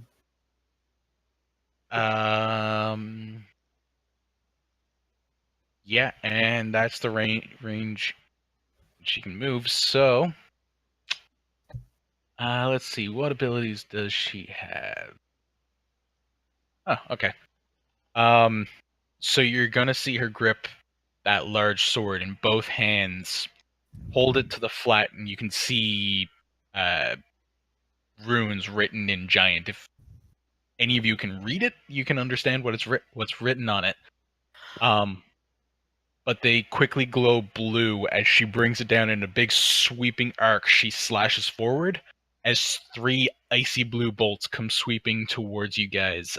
One at Iki, one at Luke, and one at Matef. Okay.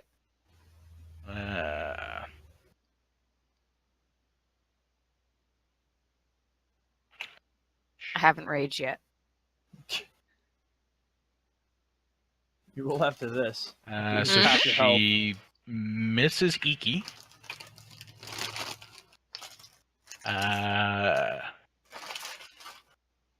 Misses Luke, but the bolt slams into Matef. Of course it does.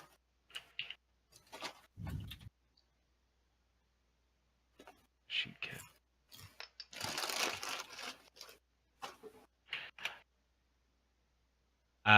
You are going to take 7 points of frost damage.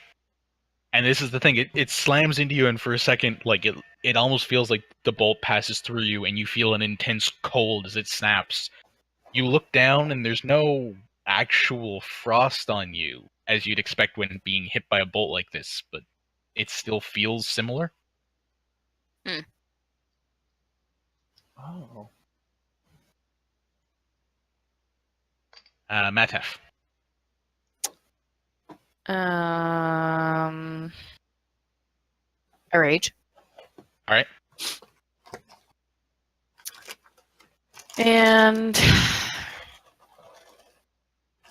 can't quite get to her, even with my extra movement. I'm so glad I can move further. It's great. I have immediately lost track of where I was going to move. Right there. Is that it? I think that was it.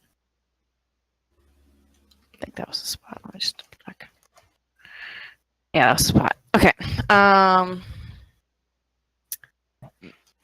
She's not in melee range yet, so I'm just gonna chuck a javelin at her. Okay. And what is it? RD4?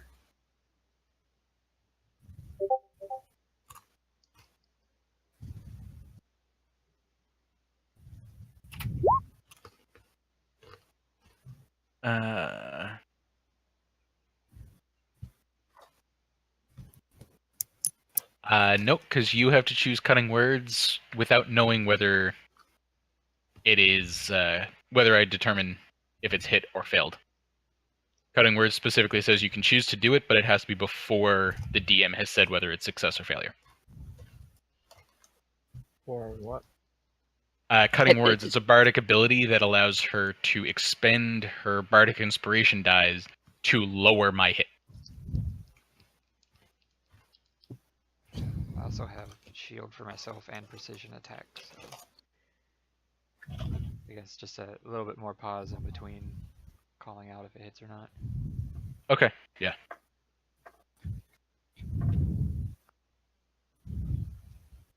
At least I believe cutting words falls under that same category. Possibly. Correct me if I'm off with that one. It probably does. I didn't check. I just know it's something that affects hits. Yeah, it's after the creature makes an attack roll before it determines whether the attack hit or not. Ah, okay. So yeah, I will give you guys a little bit more pause of that because that is very prevalent. And to be honest, like I'm more used to those abilities when we're at the table and someone can hear me roll the die. Yeah.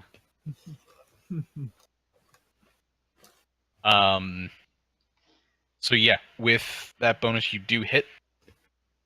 Okay.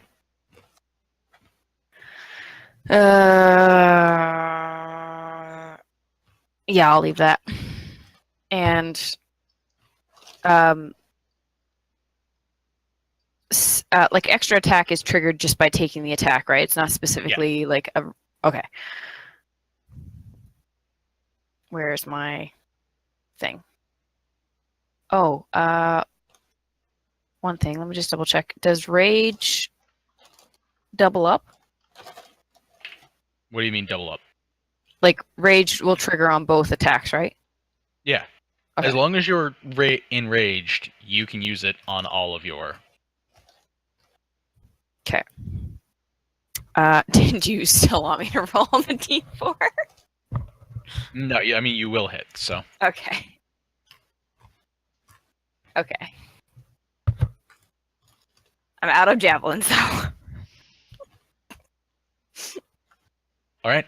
That's So yeah, as you huck the javelins through, again, it feels really weird. Like you make the connection with it, the javelin goes sailing through beyond it, but at the same time, Byorn recoils almost as if, like, you had impaled her in the thigh. By the way, I had no idea that Bjorn was female. I thought Bjorn was male this entire time.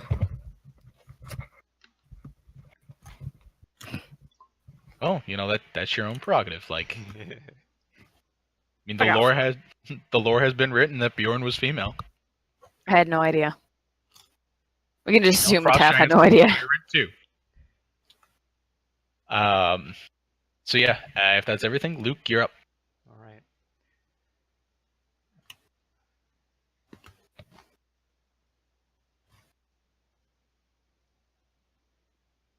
Nice. Might as well bonus action dash. I mean action dash. Bonus action. It's at disadvantage, but I will throw axes. Okay. So that's a no. And then another one. That's a no. Nice. Doubt it'll help Don't- that you have yeah. the D4. Yeah, I'd say you can add bless to it, but let's not lie. We all know that that's not going to help. Yeah, I figured. Not against a frost giant. Oh, is that what we're fighting? Mm-hmm. Well, yeah, I mean, you know enough of it because it would be a pretty common bardic tale as it's a major historical event in CERN. Bjorn was a frost giant tyrant that ruled the land for like roughly 300 years. Oh shit. Yeah, I mean that's We're what this fighting whole Hitler. celebration about. She would like this celebration is about the defeat of Bjorn. Bonus action. the lightning steel back to my hand, and that's it. Okay. But yeah, as you huck both of them, they just both kind of go wide, slicing through her legs, like through the middle of the dress, and just passing through nothing. She doesn't react to it at all. So.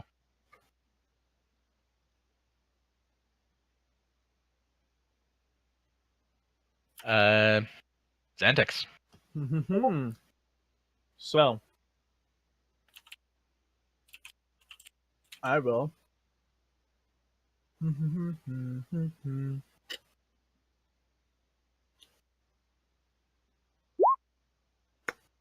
That. All right. And I'll move up here. I'm probably a little bit farther. No, I'll just go right there. Okay. That's my turn. I had that all planned out. We can tell.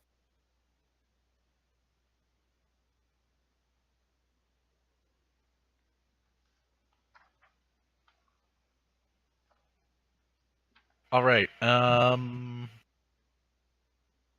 I should probably return all of slots from after the dragon fight. Let's see. No, that's too high. So she is gonna come up to here.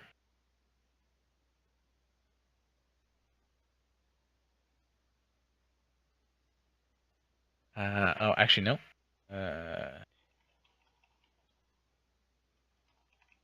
Yeah, because she can. Instead of walking, she's going to fly, because she's slightly faster flying. Up to right behind Mataf. Put her hand on your back. Yeah. You're brave. She's shit. Kill her. And she's gonna cast heroism. Is there a card for that? Yeah, let's see if I actually got the cards working right. You know what? She's gonna cast it at level 2.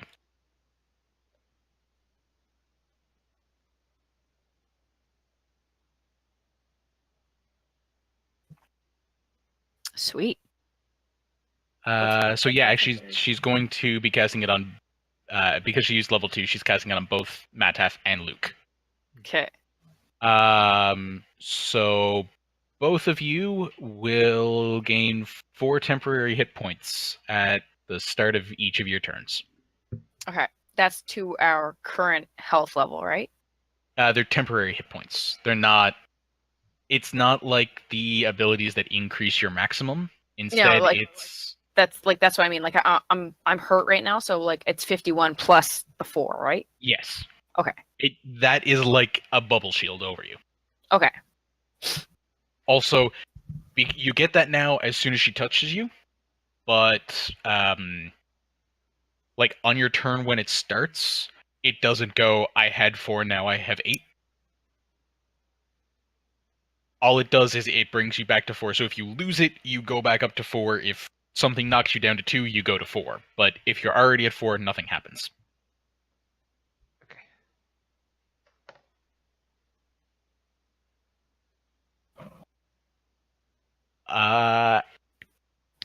And yeah, then she's gonna use, I think it's a bonus action for it. This shows you how much I actually know bards.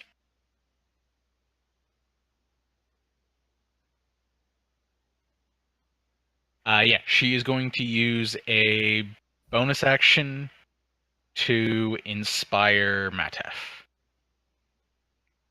Oh, this so is you- great. This is great. So you have a single bardic inspiration die of D8. D8. That goes on the attack roll, right? You are allowed to use a bardic inspiration die. Let's see. To one ability check, attack roll, or saving throw that you make within the next 10 minutes. Okay. Can you throw the card up for that one too, if you have it? I don't have a card for bardic inspiration. It's a Oh, class. okay. Okay. Thank you. Oh, okay. There you go. Thank you. Just because I have my own inspiration slot filled, so I can't just like flag it or anything. Pro tip: whenever you have a bard in the party, with the other resources, just make a bardic inspiration thing, whether you have it or not. Oh, yeah, that's a good idea. Okay, bardic inspiration 1. Okay. Also, as a side note, you cannot have inspiration from more than one bard at a time. Okay. So total is 1. Yes. Okay. It's just the value of the die might change. Okay. But right now, hers are d8s. Okay. Man, I can't wait for my turn. Oh, this is gonna be great. That is everything Ika can do. Veen, you're back up.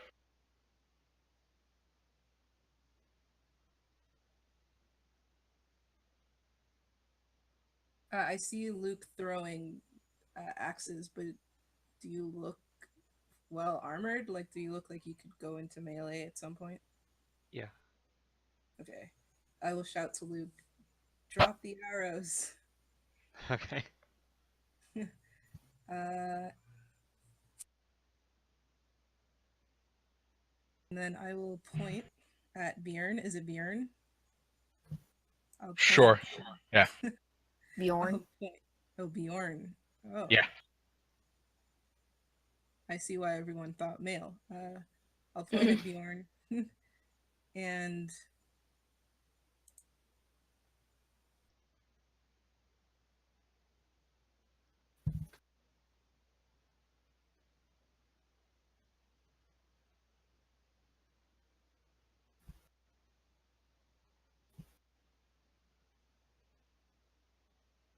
suppose I'll move forward a bit. Point at Byorn and cast Toll the Dead. So I'll just point at her and then with my other hand start slamming my tambourine against my thigh. All right. So I need to...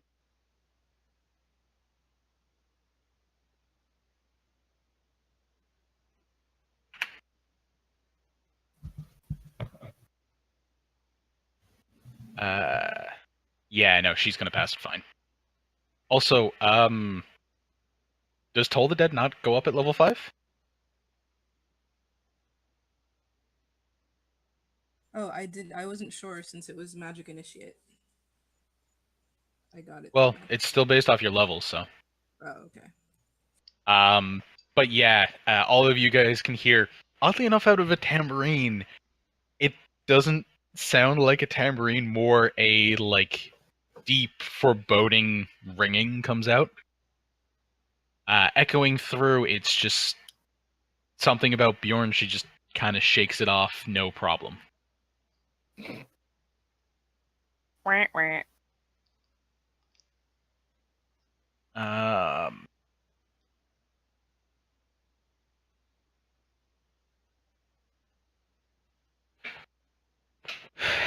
Yeah.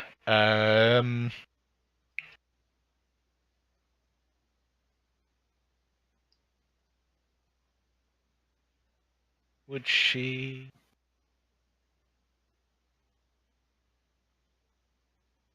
Yeah, not yet. So she's going to come up right in front of you, Mataf. Raising the sword back up again. There's no blue glow that seems to come from it. She just swings it straight down in a line ahead, swinging straight into both you and Iki at the same time. So...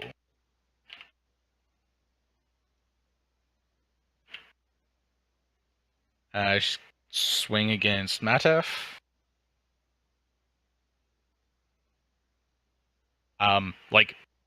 Actually, just to clear this up for it, how much time do you guys want me to give you to decide things? Because I really don't want to have a, like, okay, she swings, do you guys want to do something every single time I make an attack with creatures? That'll get annoying when I have swarms. Both, like, Luke and Vivine and I think technically Iki can affect swings, but they have to know before I call that they've hit. Oh, okay.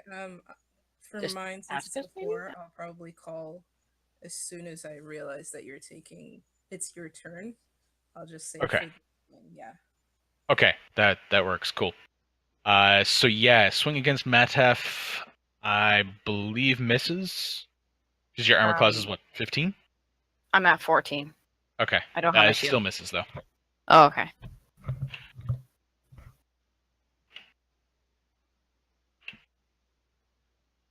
I will definitely do better against Iki though.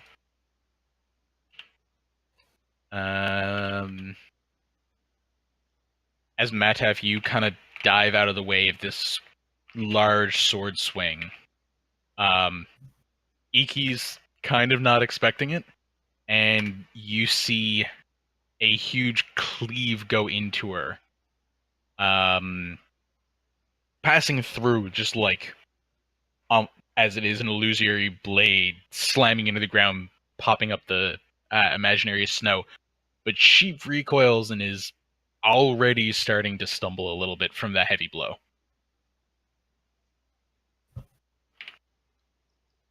Okay.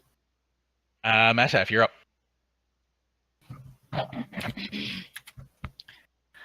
Okay. I'm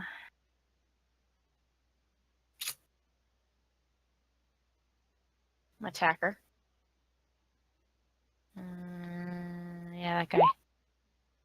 And Bless is still active, right? Yep. It's a hit. That'll hit. Yay! Yay! Actual damage. I'm attack again. Yes. Yep. Yes. Actual damage. Same move. Yeah, no kidding. Mataf is feisty. Matef Engie.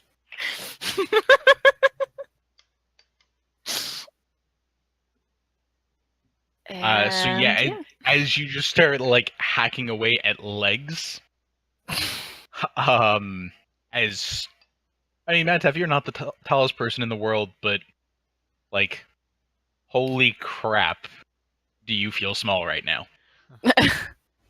Because I think, yeah, you barely come up to her knee. Yeah, I'm 5'3". I'm gonna bite your ankles off, bitch. But yeah, you like deep gashes go through, and even though it is again, it's an illusion, you see the illusion itself matches up to follow some things, and you see ragged cuts in the cloth, and beneath it, legs pouring fake bluish blood.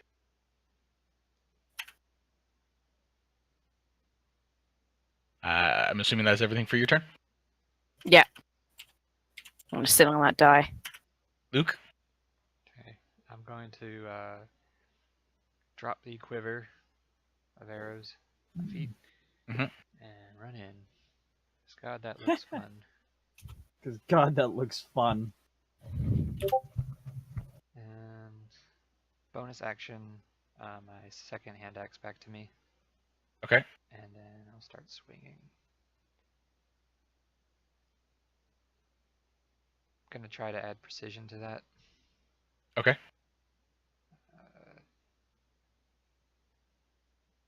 So D6, I think. And then I'm blessed as well. Blessed. No, unfortunately, you still miss. Dang. Alright, and Ooh. this is just extra attack, not bonus action attack. Yep. Yep, and the rest of it doesn't matter. You're gonna hit with that.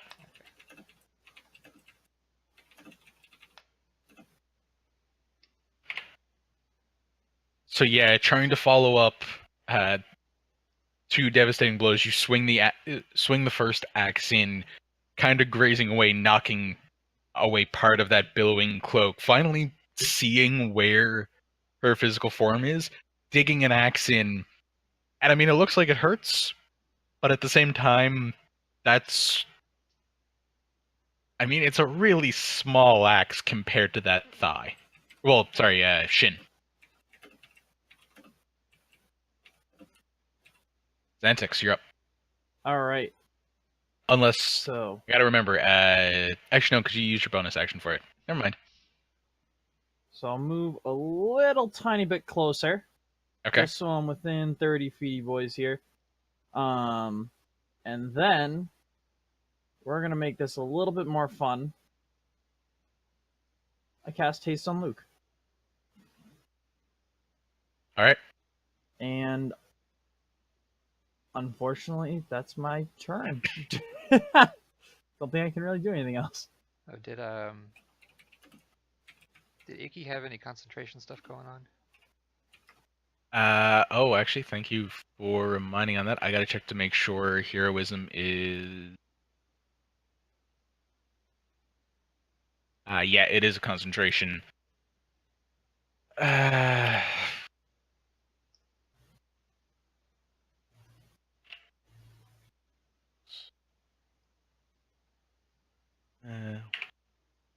Yay. No, her heroism spell fades. Oh. Didn't know you couldn't do that.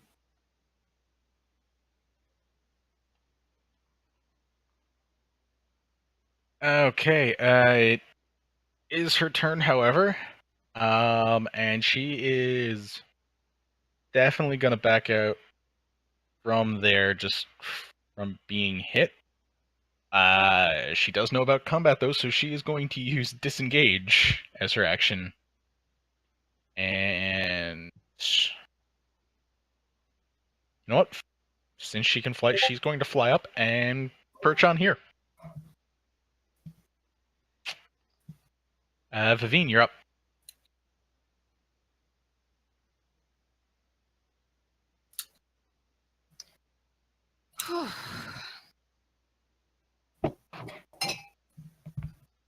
I was muted.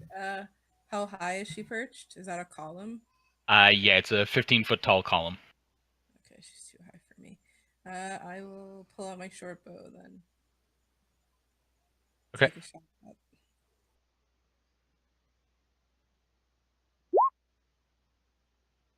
Yeah, that'll hit. Wait, I'm sorry. Bjorn perched? No, Iki. Oh, okay, I was gonna say. You know, the one with wings. Yeah, that's what I was confused about. I was like, what the fuck?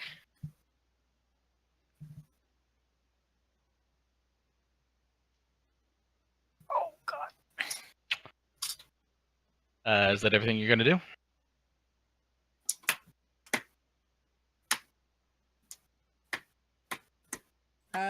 Iki inspired Mataf, right? Yeah. So I gotta notes to remember. Okay, I'll just shout, come on, Luke. He is huge. Can't miss her. And I'll give him an inspiration die as well. Same D8, I think. Yes, same D8.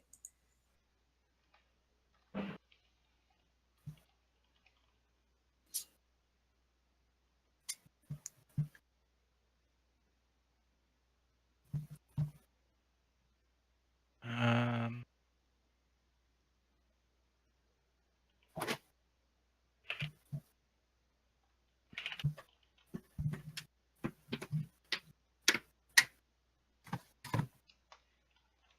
Okay.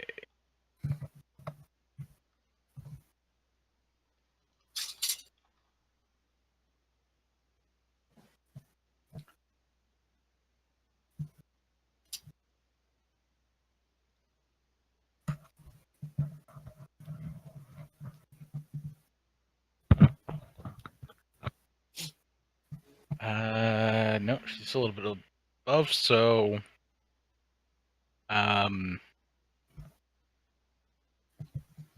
Yeah. Again, with a little curse and shouting in giant, You see the sword come and start to swing again, glowing blue, and this time you see these shards of ice form upon it as she swings down, cleaving straight into you, Matef.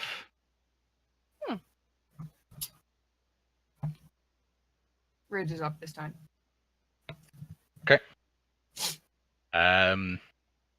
Yeah, so heads in and will hit you.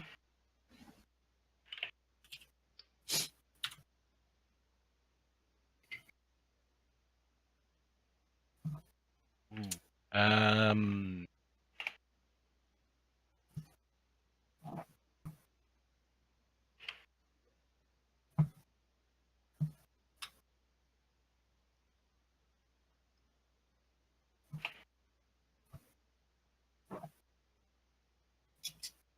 Okay, so as she swings in, it crashes, and you see the ice shards fling through. Some of them pierce through you, and Dell even more fly over into you, sending these shards in. Mataf, after raging, you're going to take 17 points Holy of shit. slashing damage, and an additional. You're bear totem, right? Mm-hmm. So an additional 3 points of frost damage. Jesus. Luke, you're not so lucky on the frost. Well, you don't get hit by the slash.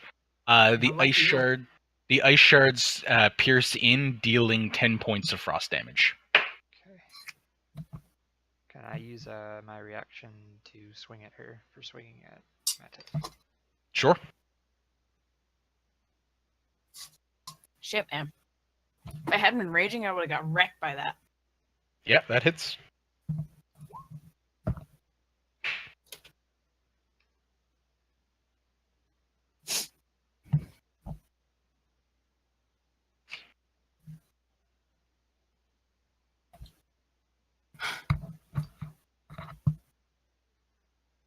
Mataf, you're up.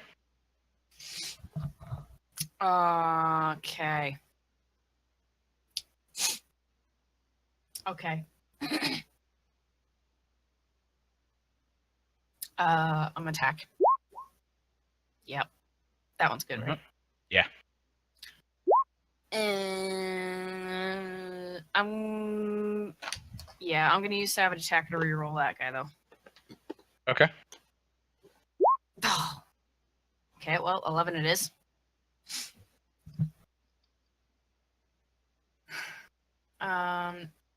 Second attack.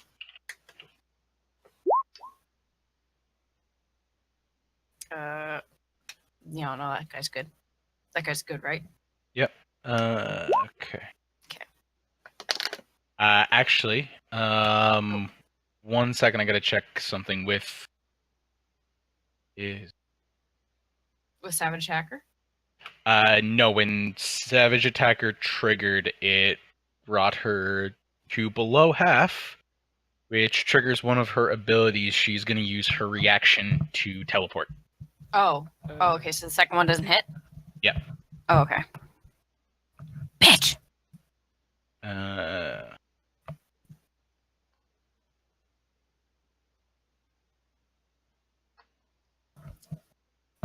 So she's going to teleport to over here. Bastard! Okay, just a second now. Wait a minute. Where's my ruler? I need my ruler. Oh! This is sort of retroactive, but could I have still followed her and hit her with that second attack, or? Yeah, sure, I'll let you do that. Okay. Because she's still within my range, so. Yep. Okay, I'm gonna hit her with that. And I have a question about my javelins, but I'll ask it later. It's fine. We're good. We Gucci.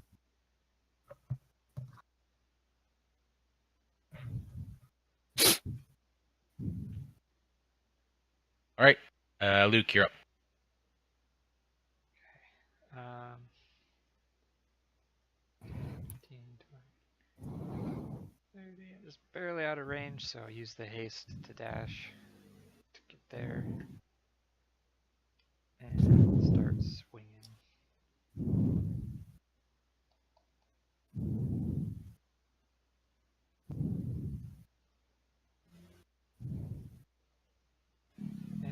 try to use the inspiration die. Man, She's huge. Can't miss her. Yet somehow. Sir. this Bless illusion's and- cheating.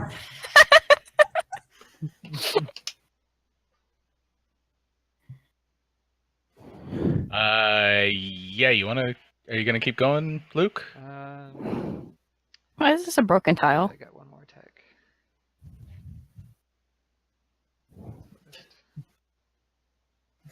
Blessed. Stop. You really Uh, are blessed, not blessed, like, at all. Yeah. I have a feeling Vivine's just like, and I was looking at this one, why?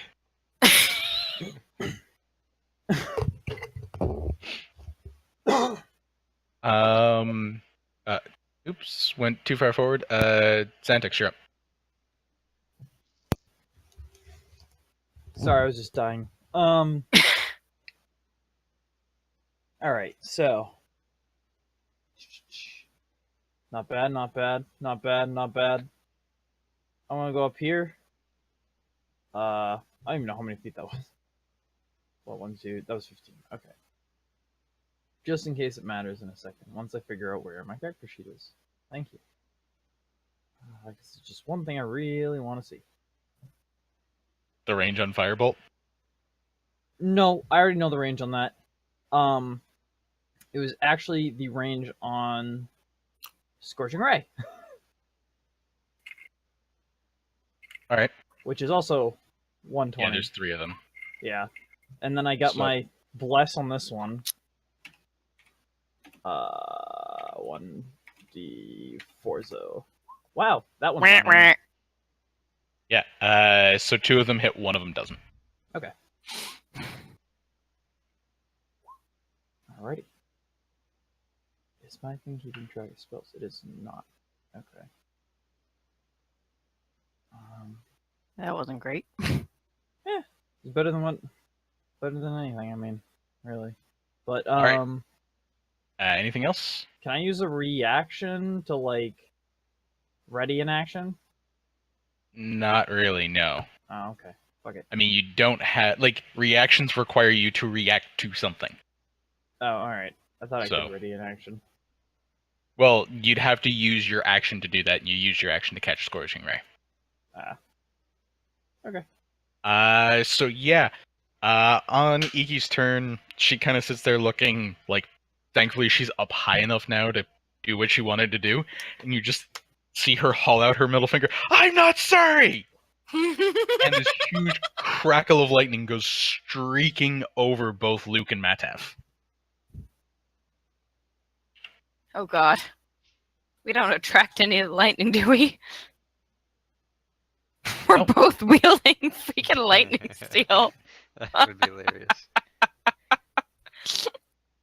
No, she's going, and you see this bolt streak across shoulders and up on Byorn.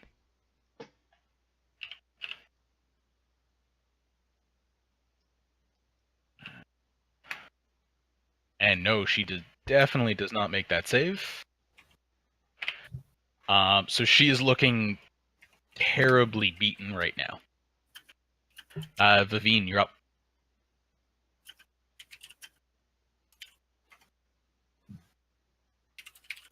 How does Iki look?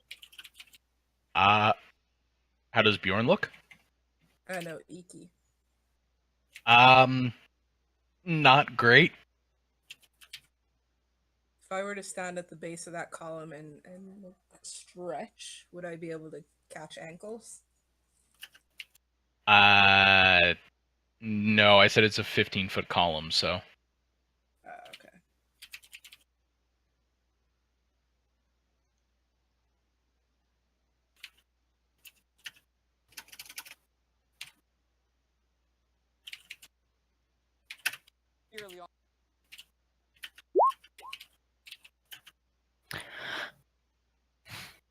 Yeah, that'll hit.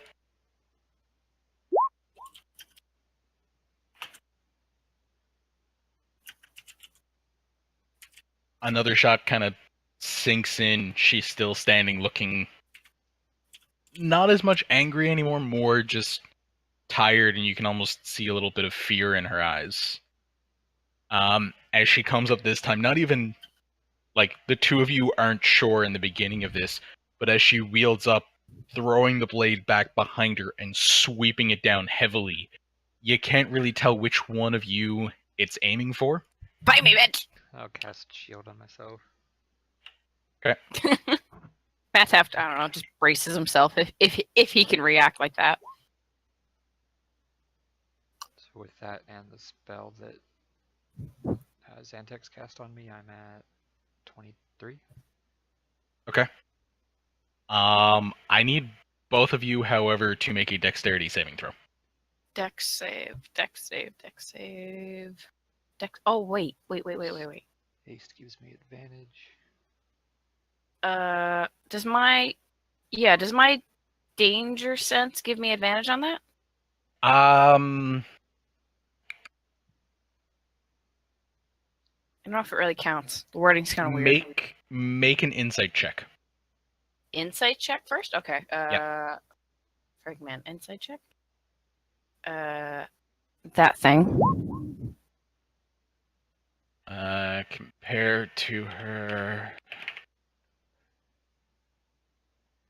No, by the time you realize that this is a spell and not her slashing, Okay. you've already been hit.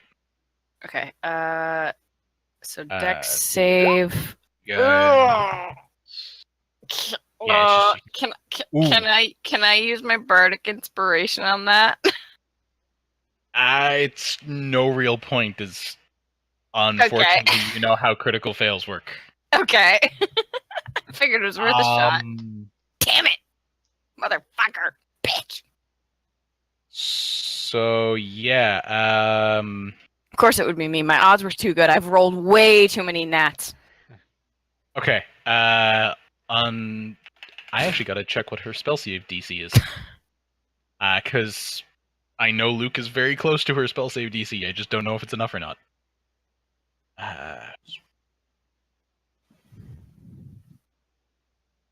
Yeah, unfortunately, neither of you pass. Del, you're gonna take...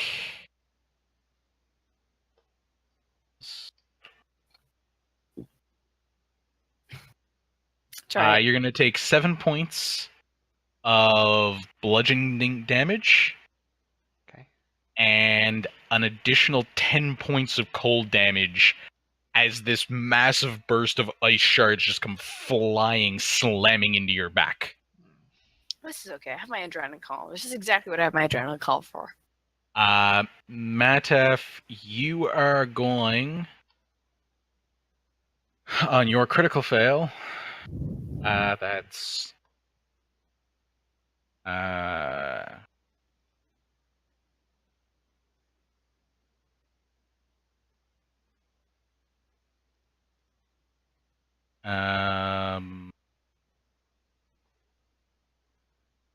You're taking 8 points of bludgeoning damage.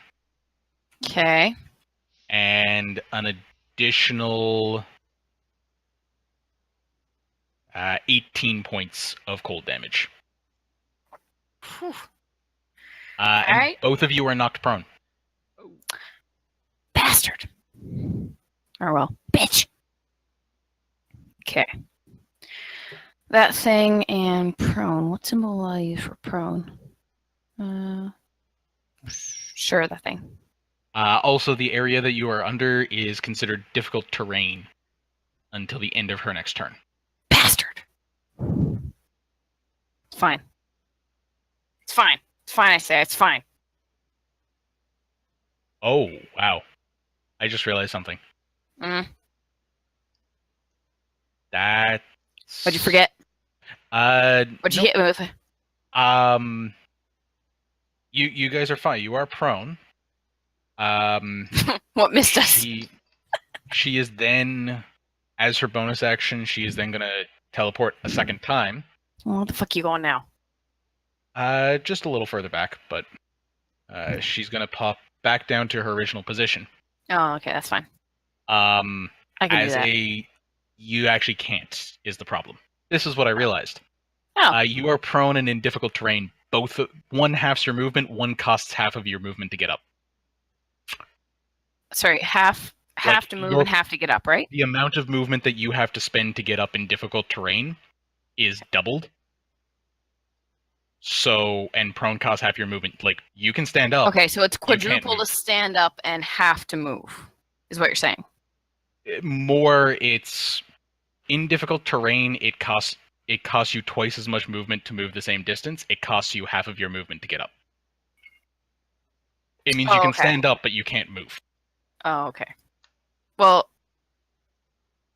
I'll still be able to move. I just won't be able to move very far. I can only move 10 feet then. I can move to there.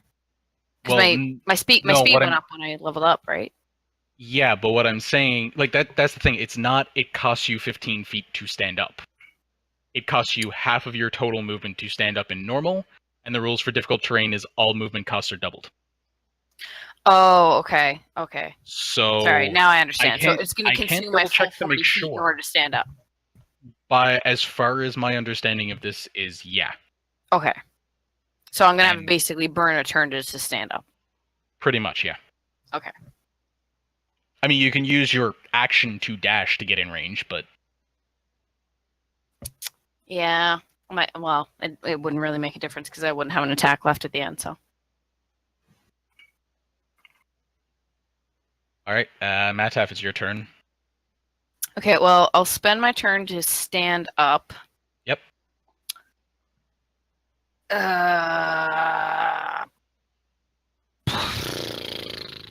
And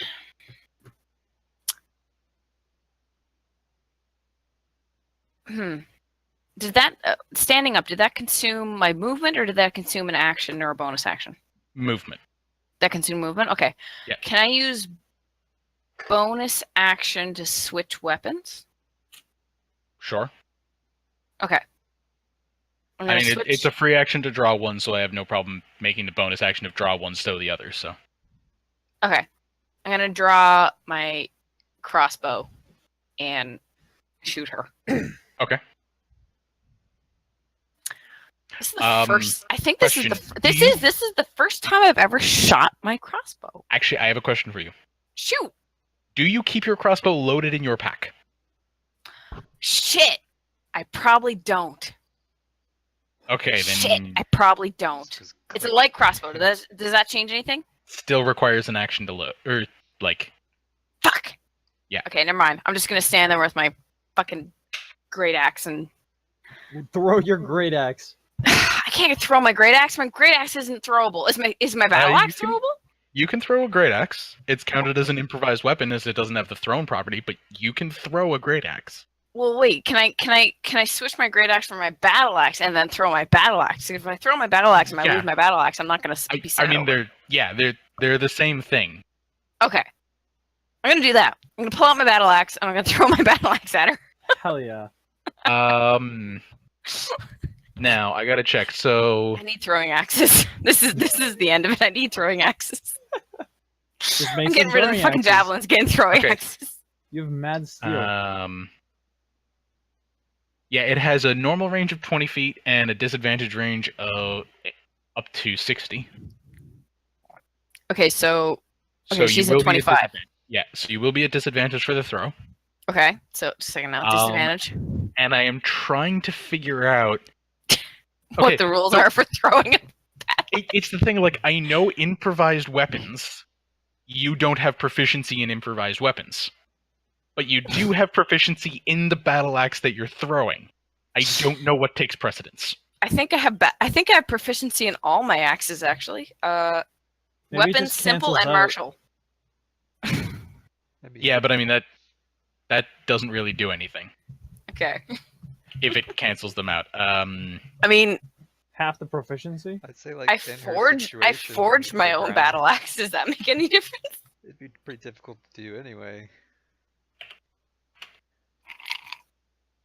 You throw the axe and throw yourself on your ass on the ice. Oh yeah, you're going prone again if you nat one.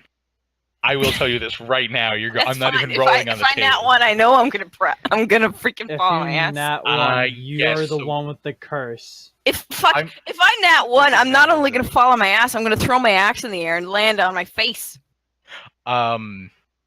So yeah, as far as I can see here, it just counts as improvising an attack. So you're Okay. not proficient with improvised weapons, so it would be D20 plus your strength. D20. Yep. Plus. If you want to roll the strength. whole thing with disadvantage, you roll 2D20 KL1. Okay, just a second now. Slash 2D20 KL1. Yep. Okay, and and then then you can add your strength mod. and then plus strength. Yep. Okay. Oh, it didn't like that. It didn't like that. Just a second now. Oh, Did because you I didn't add remember the the R. roll? Okay, sorry. Just a second now. 2D20 K. No, that's not a K. KL1 plus 4. Close. So Yeah. does that just do the automatic lower of the two? Yeah. So you Oh, see okay. how it's grayed out the higher one? Okay. Yeah. KL1 means keep lowest one. Oh, okay. Well, Bless probably won't help that. yeah. Wait a minute. What if I do? Can I consume bless and my bardic inspiration? Yes, you can.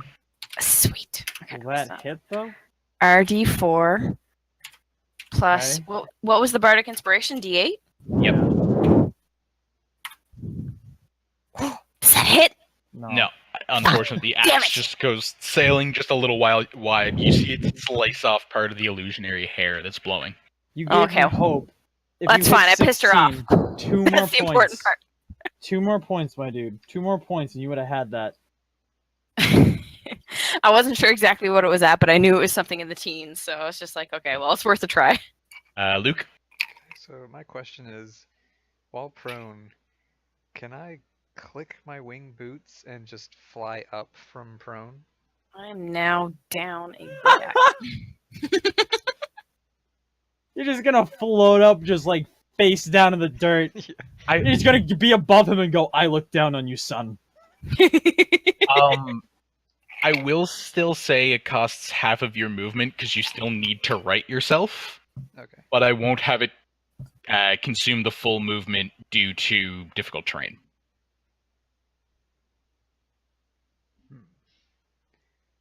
All right. So I'll click the boots, spend half the movement to do some weird like floaty flip and Yeah. 15.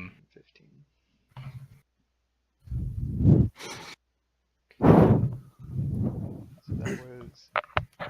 It's an action to click the boots, right? You're in action. Action all day. I wanted so badly for that to hit. You have no idea. Yeah, I wanted to hit too. it is an action to click the boots. As I was just like, throw a weapon, and you were like, all of a sudden, mad close with all these inspirations and blesses. So using my haste action Like, to get I'm gonna freaking hit closer. this bitch. Yep. Let's see, so that's action. Oh man. Haste Oh, I should have reckless attacked. Fuck. Alright, I'll action surge now. Reckless attack would have done -5 to the attack roll. No, it gives advantage, so it would have canceled out. Maybe, Should've been possibly. normal. Oh. Yeah, you do hit. I've done it before where it canceled out, so. Would have fixed everything. I would have had a 13. Fuck. No, I mean that was still 2 was still your first roll. Oh shit. Oh yeah, but if I used reckless attack, doesn't disadvantage cancel out? Yeah, advantage? but it's not like the 13 was the first dice and had to drop it for the 2. Oh, that's true. Yeah, you're right. It still would have been 2. I just would have felt better about it. All right, Luke, you come like cleaving into the shoulders. The image itself is actually faltering now, almost unable to keep its form. It's still standing there somehow, though. Oh, just let me. Just let me. And with haste and action surge, actually, yeah, that's everything. I'm gotta give you haste. You've been very much using it. So Xantix, you're up. Yeah, I'm I just need like figuring out. charge on my next feed. I need charge. guess I don't really need to do that or that. Well,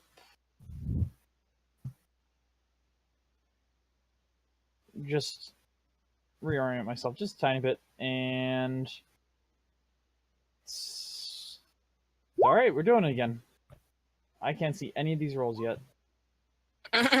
Oh. Ooh. Fuck. You Two set of them yourself hit. on fire. Please don't set me on That's fire. the first one. That's the second one. I'm gonna roll damage for the third one. There's damage for the third. The most too. Of course, it's the highest one. So we're gonna. It probably blows up in my face. It's either gonna blow up in your face or my face. Hey, I'm floating right next to her. Let me at least say this. At least all three hit something. At least it didn't just whiff right by the giant motherfucker.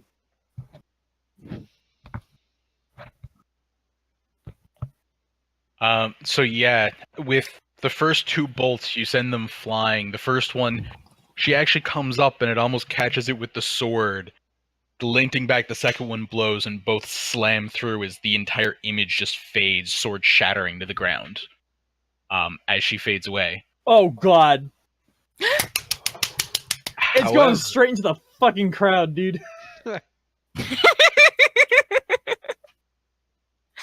No, those are for... I imagine they have some sort of wards in place in case, like, a friendly fire. One can dream. Mataf is dreaming. Mataf is dreaming hard. Yeah, they're in them special splash zone Oh, I can seats, see right? that. It's those special splash zones for Scorching Ray.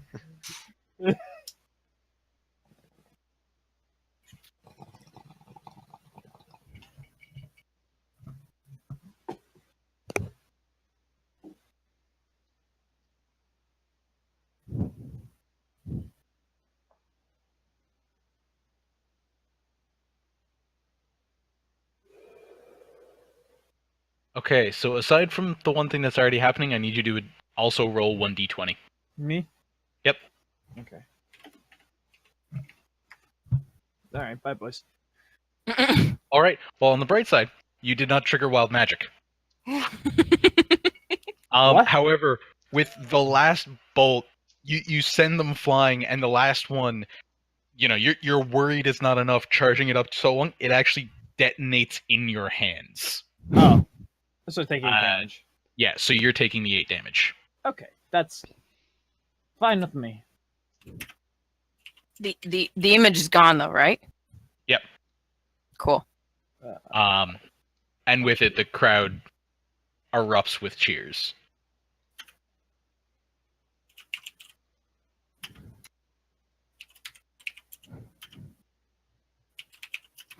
Ooh. What if I Yes. That'd be really cocky. We're gonna fly. Oh, by and help I was gonna the say crowd. Matap's about to come over and hoist you onto his shoulders so that you can parade around. So Dog, I got major image. Like, yeah, but now you can have major image from the shoulder of a wolf man.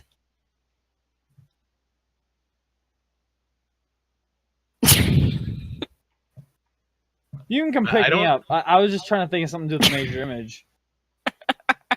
Yeah, I don't think that was what he was thinking with Major Image.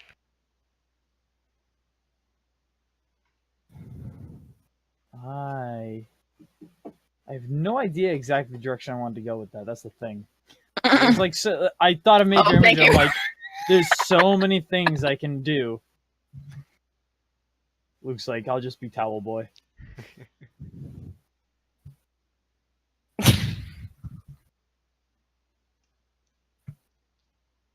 So yeah, with the crowd cheering, you see like a few of the event coordinators just like waving you back towards the box. I mean, I'm on Mantap's shoulders. I can't.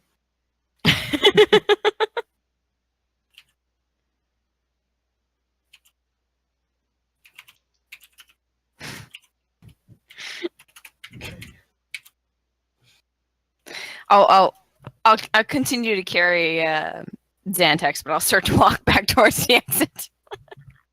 My tail's wagging though. We'll fly My to the tail's totally exit wagging. It's wagging hard. and then land. Yeah, Iki's gonna come down off of the perch, heading towards the gate.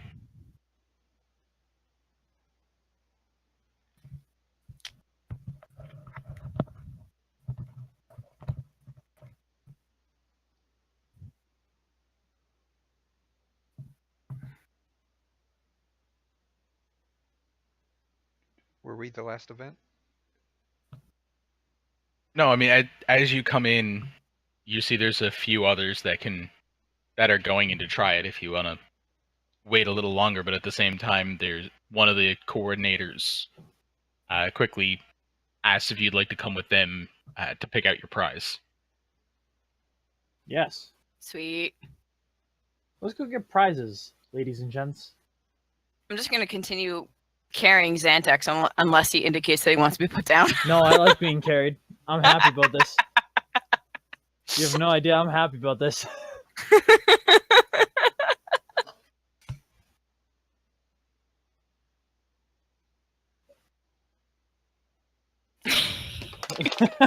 So yeah, you head on throughout into the side where there are a few people cheering for you, but a lot of people are staying to watch the remaining fights.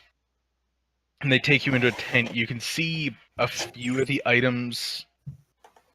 It appears that 2 of the prizes have already been taken. There still is a good cash prize. The token from the Crafters Guild to do like regular work in the Crafters Guild token is in the regard of like infrastructure and buildings. So some of the examples of what the prize could be is like work on a house, build an addition, something like that. There is still the option for one of the quote-unquote magical weapons that is on the rack. Is there magical just items in general, like not just weapons? There are a few other like valuable trinkets that are laid out, and they're just noted as valuables. They could be magical, but you wouldn't know off the top of your head. Am I allowed to look through this stuff and like Arcana check them and whatnot? Sure, you can make an Arcana check to see if you can find anything with the inclination of magic. Alrighty, Mattaf, you gotta let me down. Okay. I'll put Xantex down. What was the value of the cash prize? Pure cash was there's 6 items in total. 250. Oh, okay.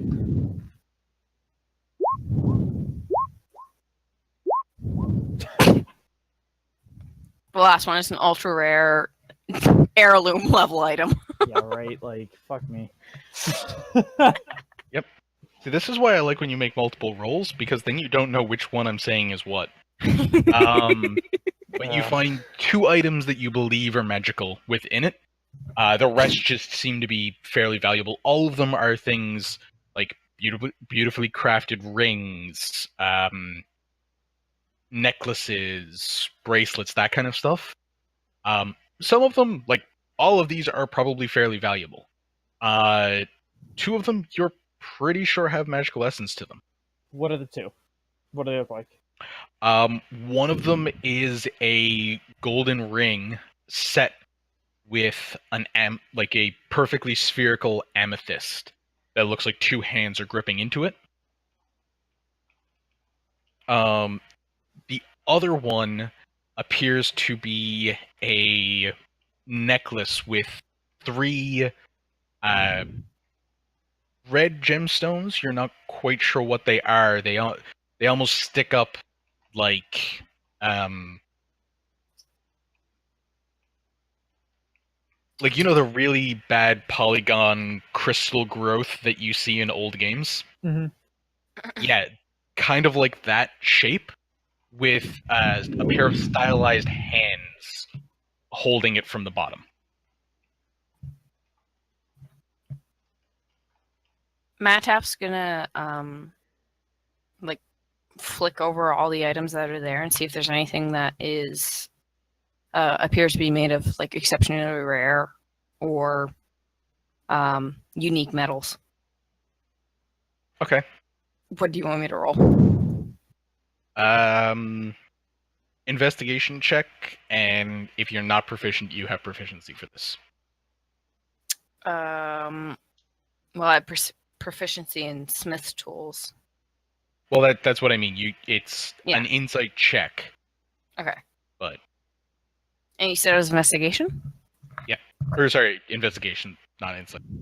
Okay. I don't know how to roll investigation with my bonus. You said there were 6 items, right? Oh, you're talking about what he's looking over are like trinkets and things that are considered valuables. The weapons rack just has it it's a large rack of weapons. Oh, okay. Sorry. Okay. I don't know if you just want to take the first one then. Yeah, I'll just take but yeah, the first. Mataf's just looking for items that are like particularly rare or unique metals. So my proficiency is 3. So Okay, all of them are pretty expertly crafted. They're all made of the same material.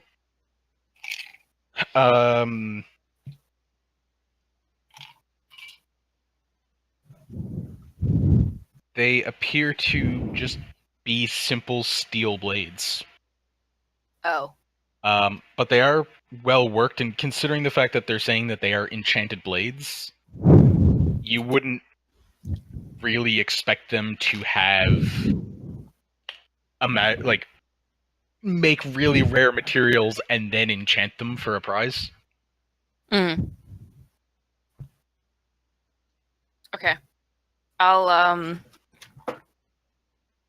I'll mention that to Luke. Okay. And Although actually there is, I forgot, that is not because that I was just adding the base. That is 19 would be your final roll. my proficiency is 3. There is one that does stand out a little bit. Not so much that it's a terribly different material. It's just it's crafted much different than the others. It is. And you guys keep dropping axes. But it is a battle axe. Ooh. And it is incredibly well crafted. Where most of them seem designs that would normally come out of CERN or the Maw, where it's militaristic or draconic styles, this is a dwarven craft battle axe. Ooh. Ooh. Pain. Okay, I'm gonna mention that to Luke as well. All of the others look after it longingly. They still all are very the rest of them are still very nicely crafted, and if they're magic, hey, they're magic. But yeah, that one does stand out to you. These things are just for like prize selection, right? They're not for sale or anything. Yep. Damn it. Okay. I mean, after the competition is over, they might sell off the rest, but that's the thing. Until the competition is over, technically the 2 other competitors behind you could win and want it. Got you. Well, I'll tell everything I know to Luke, and yeah, just sit back and wait. Luke? Did you give me back my javelins and axe? Okay. Also, I want to check on Iggy and see if she's all right. Walking out, she seems to be fine again. She mentions that it really, really hurt. But yeah, now she feels okay. A little tired, but okay. All right. One of the guards comes over. So, have you decided?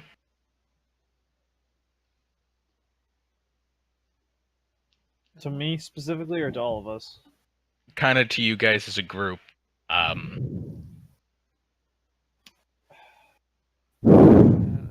Xantex, unless you've seen anything that's surprisingly unique. And then I turn around and I show him the ring and the necklace. I'm like, I want both of them. I can only get one. And the group gets to pick one thing as well. Just the one. Oh. Yeah. It's not one each. So we could just take the like quote unquote boring route and just divvy up the 250 gold. It's just 50 gold? Oh, geez, man. 250, yeah. It's a 50 gold each. Oh, okay. Oh, I see how this works. So it's like a cash amount. Well, you could either get the cash and split it however you wish, or take one of the non-cash prizes that could have greater value than the gold. Right. Because what it is the non-cash prizes are either like donated or made or something like that. So they tend to have more value than just the raw gold, but it's easier to split. That crafting token would work wonders for our repairing guild. That's what I was thinking. But I don't know if these two, or even Icky really, would be invested in that. Well, the hall is nice, and kind of wanted to go up there, and I don't know. I don't think I'm quite ready to. Well, last time you wanted to fight a dragon, and that really, really hurt. And I don't think I'm ready to fight another dragon. And, like, just all the composure that she has is quickly deteriorating. Matap's gonna, like, reach out and very gently pat her and say none of us were ready for a dragon.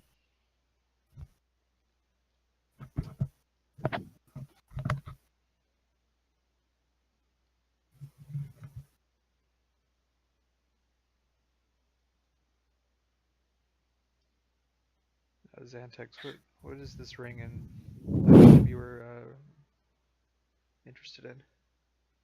The ring and necklace? They just had magic. They looked interesting. Could be your goddamn wand of darkness. Wand of darkness? Don't. Just don't. What do you mean don't? Just don't. What Please wand of darkness? Don't. Can I see it?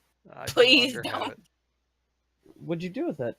I put it away forever. Hopefully. Where? Is this new news to me?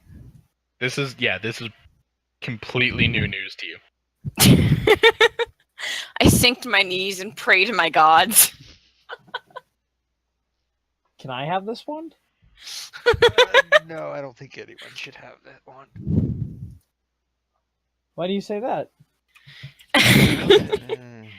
I'm pretty proficient in magic. Different stories, really. I'm pretty proficient in magic. Maybe I could control this wand of darkness, whatever it does.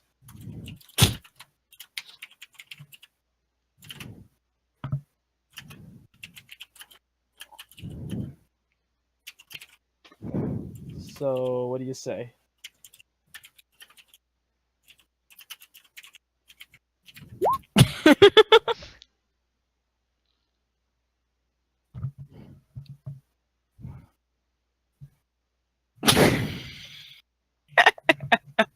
You guys really don't want this one back, huh? Why? What did it do? Caused nothing but trouble. Made small problems into bigger problems. It wrecked. What? Why? havoc What did in it? our What did room. I it don't know if you saw the specifically do? repairs. What did it do in your room that it caused trouble? It shot lightning. It shrouded me in darkness twice. It shot lightning. It shrouded you in darkness, or did someone have to use the wand for that to so happen? it was my wand. I was using it. And you're using it indoors. Yeah, a few times. See, I think the issue wasn't the wand. I think it might have been the caster. User error. Huh?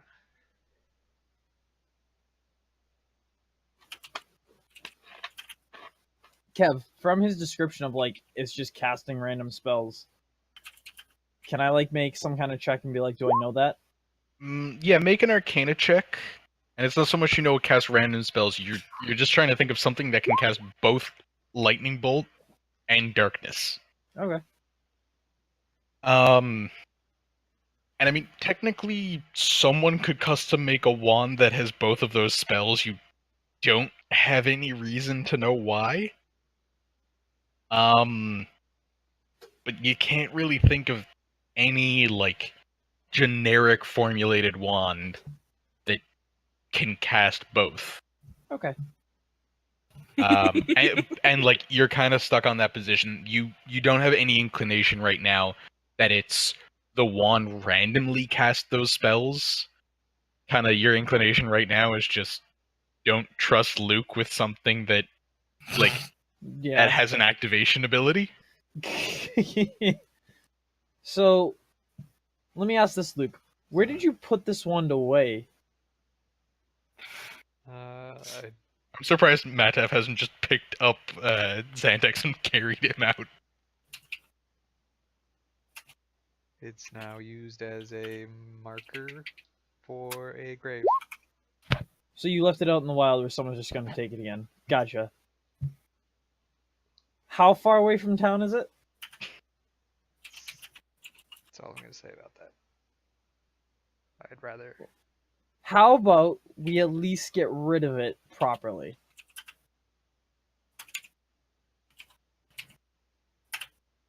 So it's not left to some random Joe that's going to come along. Just some blue-collared worker who's going to just say abracadabra and kill half a village accidentally. To my knowledge, magic items can't really be removed like that. No, but you get my point. Alright, I'll probably do that later. Good point. Can I help? I'd like to at least see the wand. I'm just interested.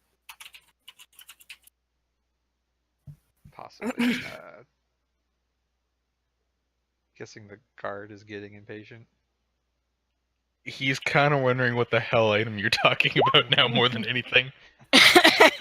Because in the mention of this, there is a wand, it casts lightning, it casts darkness. Apparently it's so evil, it makes a barbarian willing to face down a frost giant, bend to his knees thanking a god that it's gone. Oh, man.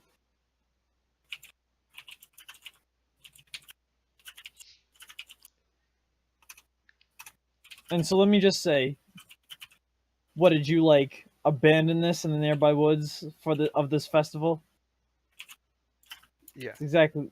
Yeah, you did. Oh, okay. So right where everyone's walking. I mean, it's pretty deep in the woods. There's also reports of a dragon attacking in those woods, so right now it's probably pretty safe from a random stranger.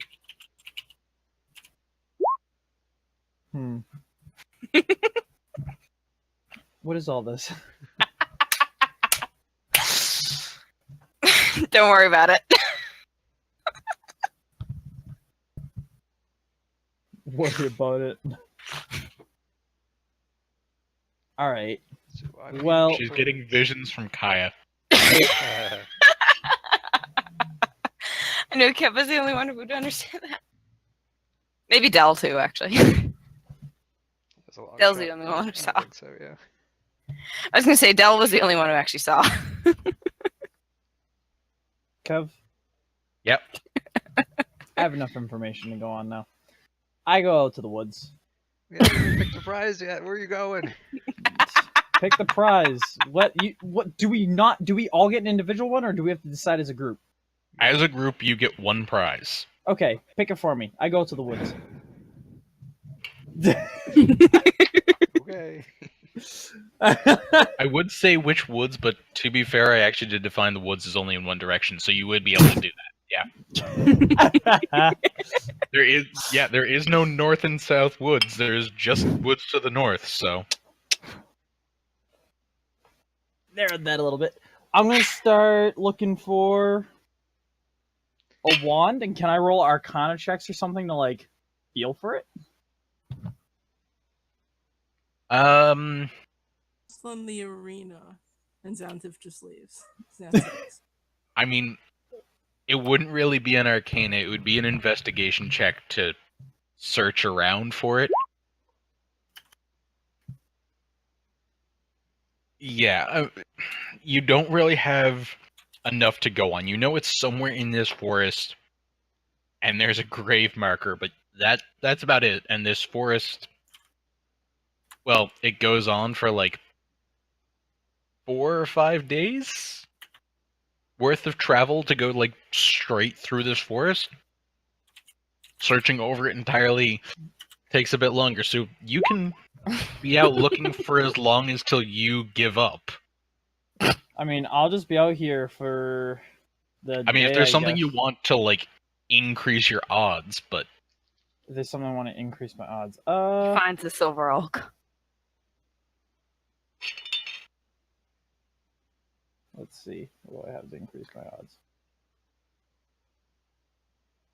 yeah, unless you have something that will give you better information or will lead you to Oh. it or I have an idea. something like that. I'm gonna sit down and ritual spell Find Familiar, Okay. and I'm gonna make an owl. I need to check something on Find Familiar. Okay.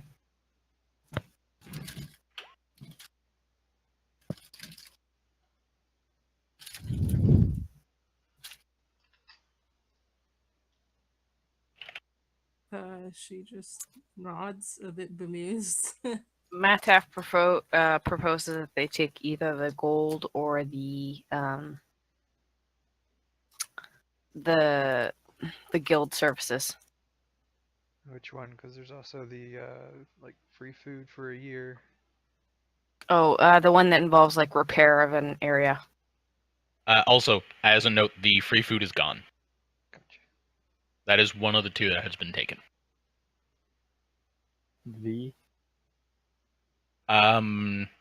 Okay, so 2-part question. Actually, I need to double check if this is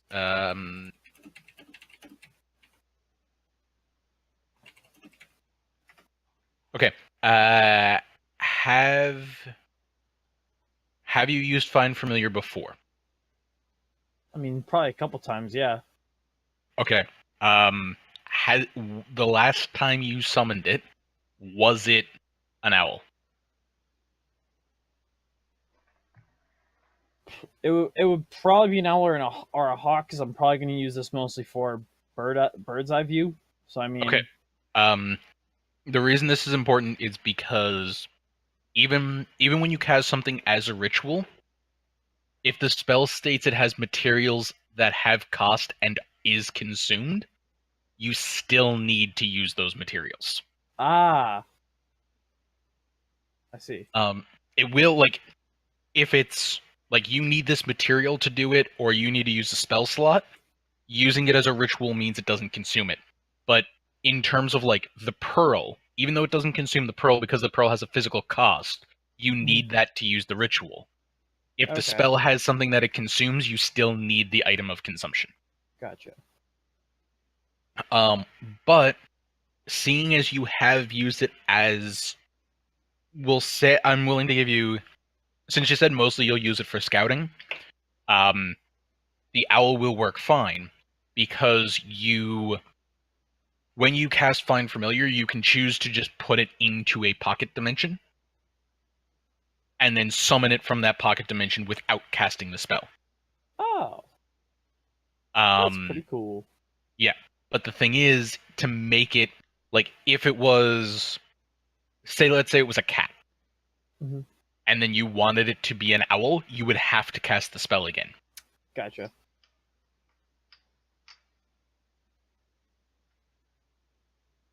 Okay. Well, if I have an owl, Okay. he's gonna help me search. So you're just going to get it to fly overhead and see if it can pick out a burial site? Yeah, Or anything shiny, anything. Okay. Um,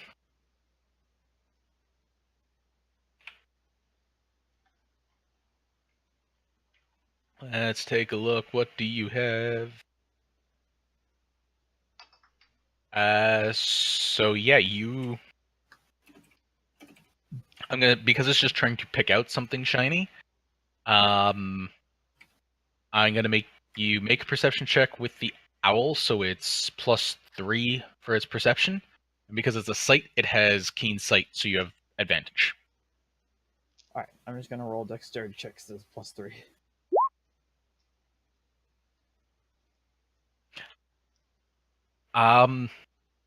You do pick out a few shiny glints here and there, like you find some pools of water and stuff like that.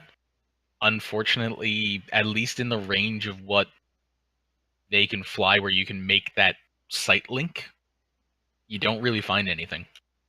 Wow. I mean, the most impressive thing, you find an odd stone structure there, and there is it saw the glint off of this like glass encased stump, and the glass has just been shattered. It looks like it used to hold something, but it doesn't hold anything anymore. And we've checked all the nearby woods, kind of ish. I mean, there's a lot of woods, I'm gonna so keep you checking definitely all the nearby woods. And then as it gets like nighttime, what the fuck was that? And as it gets like nighttime, Yep. or like evening, then I'll head back. Okay. Given that much time, you'll have enough time for both you to make one more investigation and your owl to make one more perception sweep.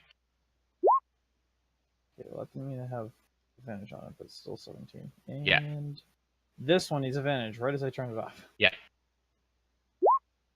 Okay. No, I No. mean, unfortunately, Oh. you just don't have enough information to go on.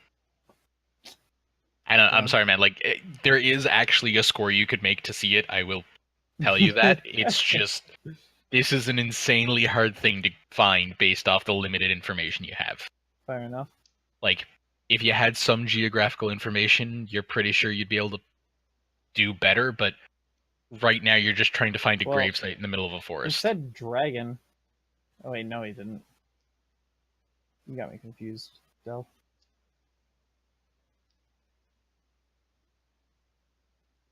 Well, that's that.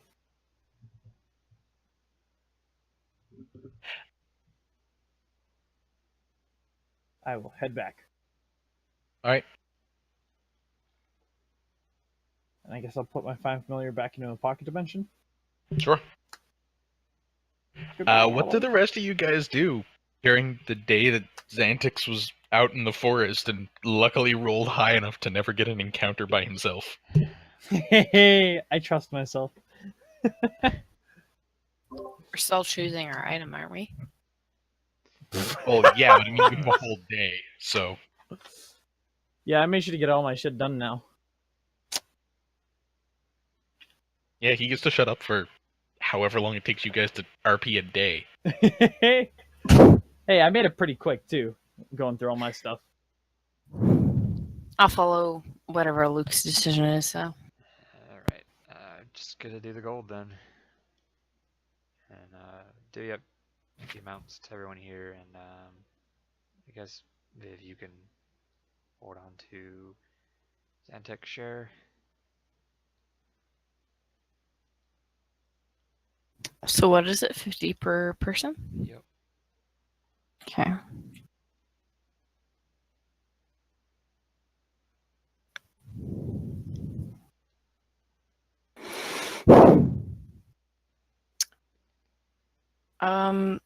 Are we still injured or did we recover? Oh, as soon as you walked out of the place, you recovered. Okay. I'm gonna go to the market. Alright. Specifically, I am going to go to the bag shop. Alright. I think I went to the bag shop before, right? Yes, you've been to the bag shop before. Okay. I'm gonna go to the bag shop. Welcome back. I've asked this question on meta level, but Medhalf doesn't know. So Medhalf is going to ask, is there a bag that I can keep my trophy heads in without them rotting? Like indefinitely? Well, not indefinitely, but a matter of weeks, or at the very least days. Days, yeah, definitely days. Maybe weeks. Not quite sure about weeks. Tell me. Well, there's the bag of colding. It's just It's really the bag cold. of colding. Well, it's a bag, but it's really like she reaches over, opens a bag, and just gestures for you to put your hand in. I will put my hand in. Okay. It feels the same as if like you walked to the kitchen, opened up the freezer door, and stuck your hand in the freezer. Huh. I mean, it doesn't have as much space as a bag of holding, but it's cold. How many heads could it carry? Well, I mean, I don't know heads, but most people say it can fit like 1.5 pigs. I know they've stored that before. If I were to translate that number into heads, how many heads would Make I an get? intelligence check. Make an intelligence check. Yep. Okay, give me a second. Oh, fuck.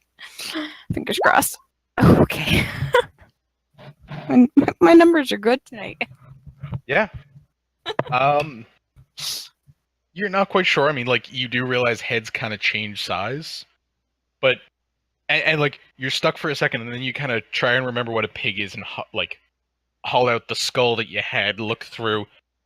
Pig's probably about 5, maybe 6 heads of medium creatures.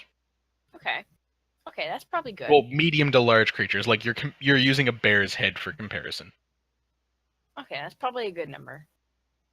Because this I mean, my bag of colding assumes that I know how to take care of my heads. Okay. Yeah. How much is this bag of colding? Well, for the one that size, it's about 200 gold. Done. I'll buy it. Okay. So yeah, you have a bag of colding. It Bag of colding. Okay, give me a second now. Oh, this page does not like my person. Okay, bag of colding. Okay, bag of colding. Does it have the same weight as like a sack or a backpack or? it always. I'm bringing up the exact, but it actually always has a specific weight. Okay.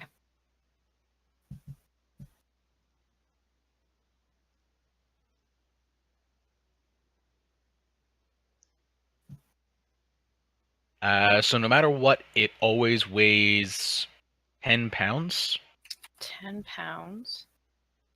And it holds a volume of.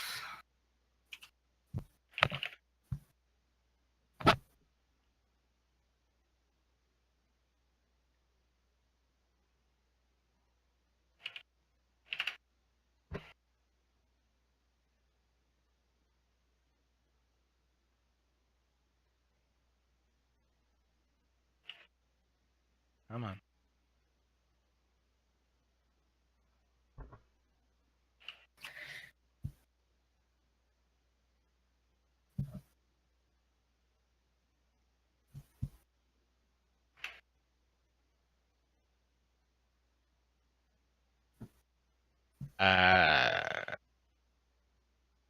Volume or weight. I don't know which one's easier.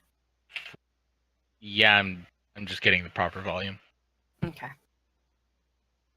Yeah, it can hold 5 cubic feet. 5 cubic feet. Okay, let me just a second. Scratch that off my list. This 5 feet cube. 10 pounds. sorry, 4, not 5. 4? I did my math wrong. Shame. Okay. 4. And it always weighs 10 pounds, regardless of what's in it, right? Yep. Okay. Oh, it does have a maximum weight capacity though, and Okay. she will explain this part to you so you understand. Okay. It cannot hold more than 125 pounds. 125 pounds max. Oh, I need space there, max. Okay. And okay. So I've got my bag of colding. Mhm. Do they sell regular storage solutions here? I'm looking for a Yeah. chest specifically, like a big chest, but not like a magical chest. How big are you looking for? I'm looking for a chest large enough to hold several large bear skins, a sword, various other trophies. What kind of size chests do they have? Let me put it that way. You know, I mean, I've got that chest. I mean, I do have my storage one, but I can't sell that. That's kind of what I store all my bags in at night. The next biggest I'm one. sorry. Curiosity has piqued me. What kind of chests do they have that they can store all their other bags in? Oh, she has like 2 fairly large, like, they're these very large trunks. I'm trying to think of how to describe it. I used to see them all the time, like you know, prop trunks in theaters. Prop trunks in theaters. Um, Are you talking about like a Harry Potter trunk? Kind of.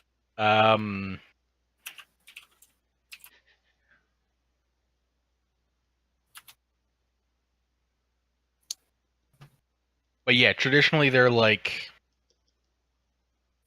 I want to say almost like 3 feet tall and 4 feet long, 3 feet deep. Like, these are really big chests. Like one of them? Not as ornate, but yeah, same kind of idea. Okay. She sells those though, right? She sells a few that are smaller than that. Like, not as big as the one she has, but still decent size. Like, she says there, it could probably hold, I'd say like 3 bear pelts. I don't know how big these bears are, but I mean, you'd have trouble fitting multiple bear pelts and some swords and whatever other trophies you might have. Especially since you're talking about heads. Well, heads are from my bag. Although I might end up sticking some of them in the trunk too.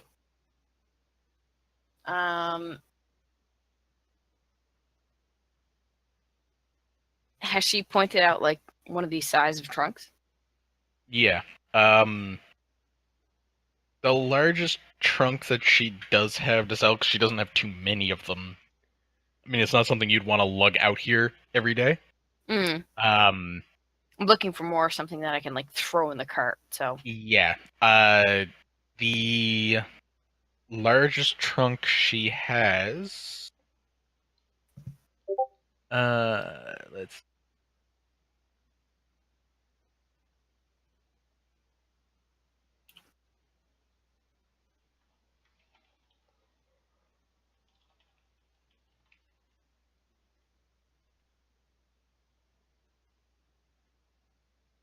Where do I have it?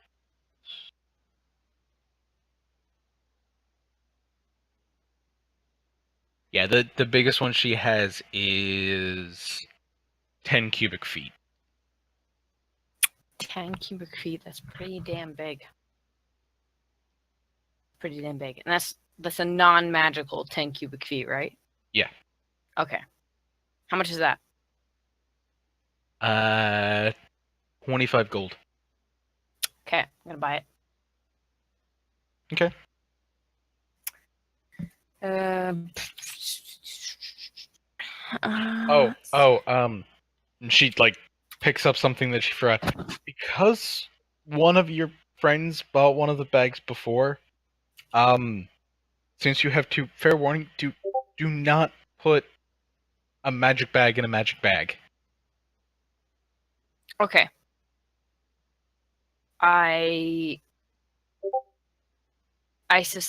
Do I know which friend she's talking about? I'm not sure. I've been at the bag shop before, which makes me want to say that I've been here when I suspect Zessel bought the bag of holding. Well, no, because it wasn't Zessel who bought the bag of holding. Oh, who was it? I remember you were there when Kari asked about getting a bag and constantly said, when we get paid, we're getting this bag. Yeah. So I'm going to say yes, you do know Kari wanted the bag, but you were never there to actually, like, see Kari get the bag. Plus, you do Okay. also know that Zessel mentioned having one of those bags would be cool. Okay. Well, it's duly noted. I'll tell it to all my people. So what do I have? I have a bag of I just want to holding. point out, I pointed out that the bag of holding is also extremely helpful. I'm not saying that's not helpful. It's just, put a bag inside of another bag, and all of a sudden we have Death vaults all over again. So I have my trunk. What's the weight of my trunk? Barring everything else. 30 pounds by itself. Okay, so got a giant trunk. Sorry, I've got not 30. a bag of 25. clothing. I was Sorry, looking at the what's wrong 35? size. 25. Oh, 25. 25. So I got a giant trunk. I've got a bag of clothing. What was the? It was 10 cubic feet. Yep. Okay. 10 cubic feet. There we go. Is the max in that? Well, I guess it doesn't matter. I've been putting a whole lot in it. Okay. And I think that's it. Just let me consult my notes page. Big box for everything. Yeah, okay, I've got my bag, I got my book, my box.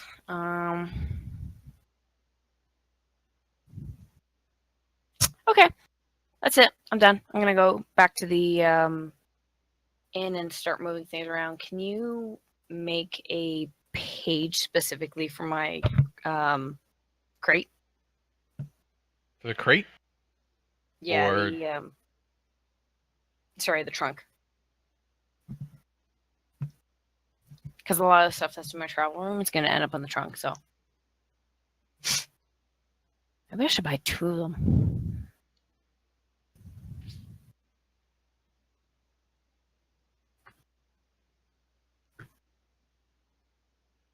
Although I guess it doesn't matter. I can put my smaller box just in the cart.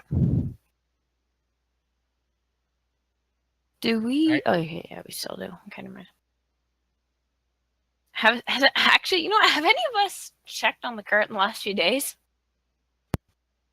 No, because I didn't know it existed.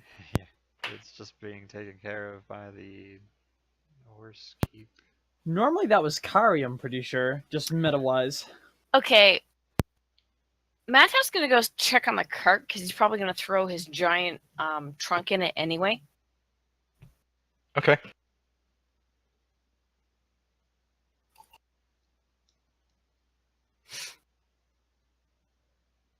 Is the cart okay? Yeah, I mean the trunk seems in pretty good condition. Like aside from you can still smell the faint odor of whatever the hell concoction was soaked into the wood. You're not Okay. quite sure if that'll ever go away.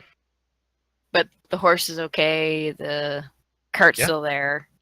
I mean, they seem well fed, like what you've paid for, and Okay. I can't remember who paid for that. All right, rank sword. I forgot rank sword was in there. I'm like literally looking at this page for the first time. The money chest. Is the money chest actually there, or were we actually, carrying it around with us? Ranks. I don't think Rank Sword should be there anymore. I thought that was the one you guys sold to. Yeah, I was gonna the say. bag I vendor. thought we got rid of that. Sold to who? I thought that was the one that you guys sold to the bag vendor. I sold Well, the 'cause I jagged still have- sword of mine to her. Then talked to her about the sword, and she said it was too Oh, big right, to use. yeah. And I was like, use it as a sign, and that didn't work either. So it's Okay. in the cart. Yeah, I know you just convinced her to buy one of your swords. I just couldn't remember which one. Okay. We don't have a we don't have a weight for that guy. And the money chest. Is the money chest actually there, or is it with us? It's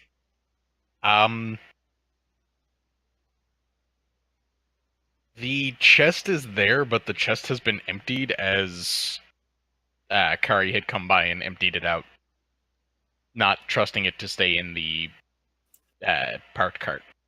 Okay. So I'm just gonna rename that as chest then. Yeah. Empty. Neither of those items have swords. Weights. Sorry, I don't know why I just said swords. I mean the chest weight is like 2 pounds, and I think the reason I don't have a weight for rank sword is I haven't found the weight for what would apply yet. Did you want me to copy over? How big was rank sword? Well, it was a great sword for a large size character, so roughly twice the size of a regular greatsword. So not the size of berserker sword. In its description, it says 7 foot. Mm. Don't know if that's still right or anything. That's what Yeah, no, that would apply pretty well. Because the berserker sword is 35 pounds. Yeah, it would be somewhere around there. Okay. Well, I'll just throw it in there with a tilde mark. Hoping that doesn't frig up the. Oh no, that does frig up the weight counter. Okay, yeah. No tilde mark. Never mind. I take it back. Okay, Matt Huff's gonna throw his trunk in there, check on the horses, see if they're okay, and then he's gonna head back to his room, and he's gonna start reading his book. All right, Luke. Okay, I need to swing by the port and see how much it costs for the trip and the additional charge for the cart and horse with feed.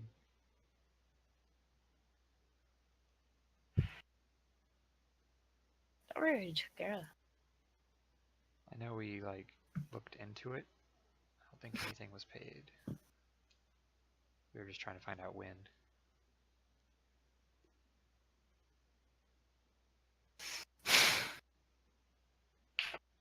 Yeah, I am poring over my notes because that is something that has been gone for a very long time.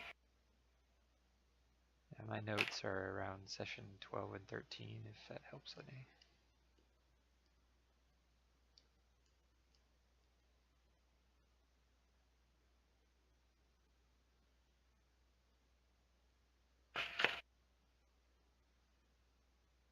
No, these would mainly be in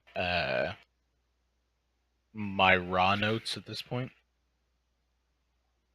God, it's gonna be nice once the term is over and I have time to actually put effort into this campaign, to be completely honest.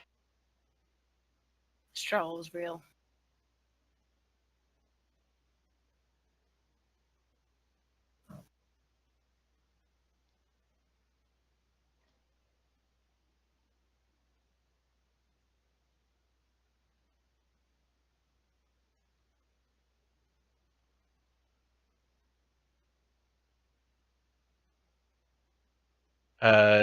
Did you decide which one of the... You wanted to do the straight sail down, right? Yes. Uh...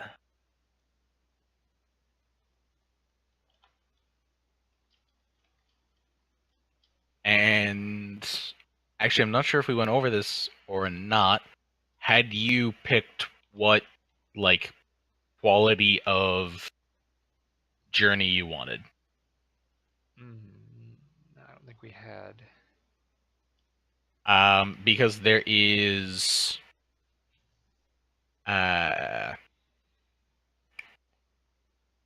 one, two, three, four. There are 5 different levels for which you can travel at. Okay.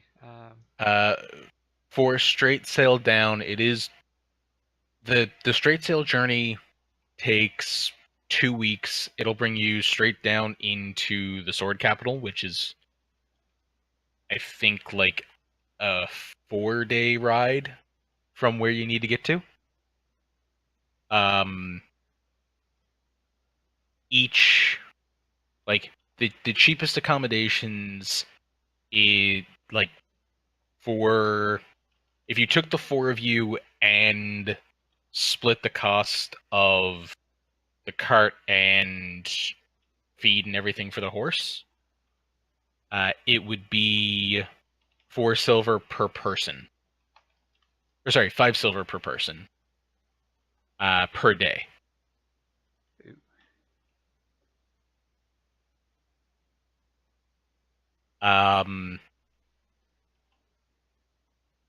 And then it pretty much let's see. Yeah, then it would double from there for the next 2. So oh, we lost someone. Jay. Oh, okay. Yeah, no. That is understandable. I know what she has a little bit of craziness going on in the house, so.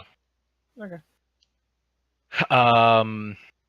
But yeah, then it would be 1 gold per day per person, 2 gold per day per person, 5 gold per day per person, or 10 gold per day per person for the absolute nicest one. But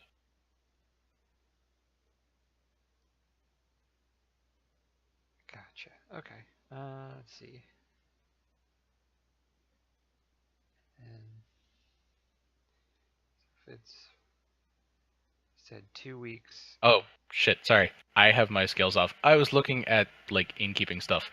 5 silver is right per person. It's 1.5 gold for the next one, 3 gold for the one after that, 6 the one after that, and then 15 for the highest.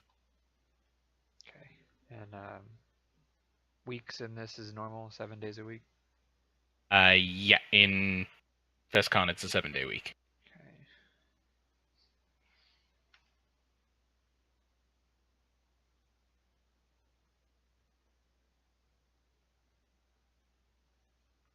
Five.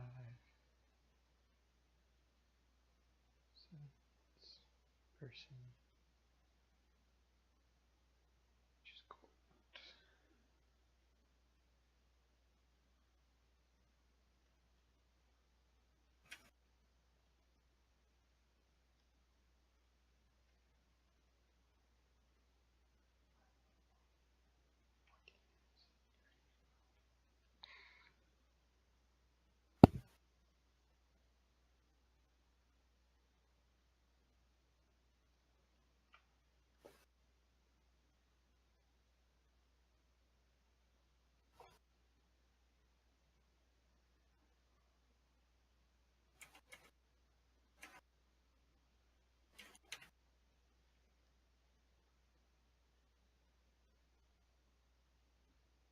All right.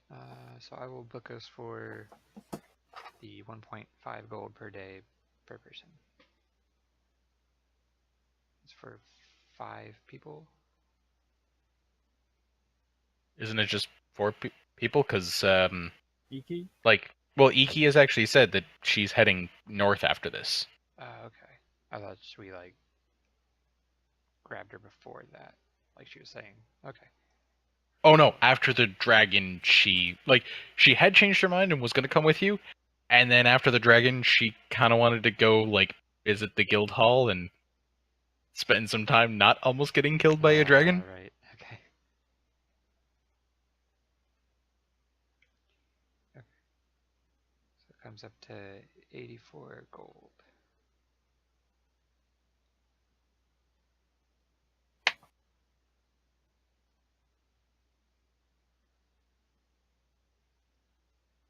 Down. Paid.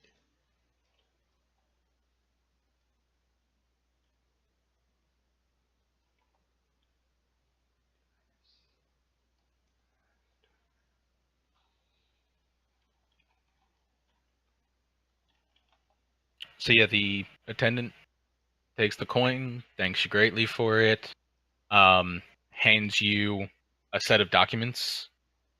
You read it over, it just gives you basic details of the rooms, what the accommodations and stuff are going to be like. A few rules, like there's stuff like unless under extenuating circumstances, do not cast magic on the ship. Okay. Little minor things are fine, like they don't care about prestidigitation, but if they catch you using magic maliciously whatsoever, if they catch you using magic in like a somewhat malicious but not harmful sense, or something that could cause danger, like if you use firebolt to light a candle or something like that, it is a boat. So you will be removed at the next nearest port that they get to. If you do something malicious that is like theft, something like that, you will actually be just directly kicked off the ship. They don't care that they're not near a port. Other than that, it details your rooms that for the level that you're at, you do not have access to certain parts of the decks, like where the aristocrats are. But other than that, you have pretty much free roam of the ship, barring captain and crew's quarters, that kind of stuff. And beyond that, they hope that you enjoy your trip, all that kind of stuff. All right.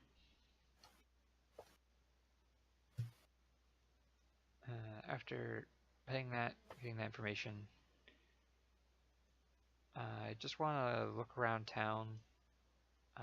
Maybe hit up the Sphinx One Shop and the Potion Shop just to see if I can find anything related to swimming or water breathing.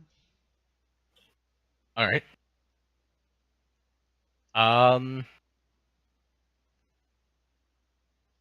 So yeah, heading back into the wine shop. Hey, you're back. You're not trying to sell back that wand, right? I don't buy back wands that I've sold. No. In fact, if Okay, you good. know anything about removing the abilities of that wand, that'd be great to know. I can't say that I do, because I don't know all of the things the wand can do. Fair point. I mean, for the one where you spit bubbles, that just wears off after a little while. Yeah, a lot of the stuff seems to wear off after a bit, and it wasn't very fun, as I said. I did warn you. Yeah, that you did.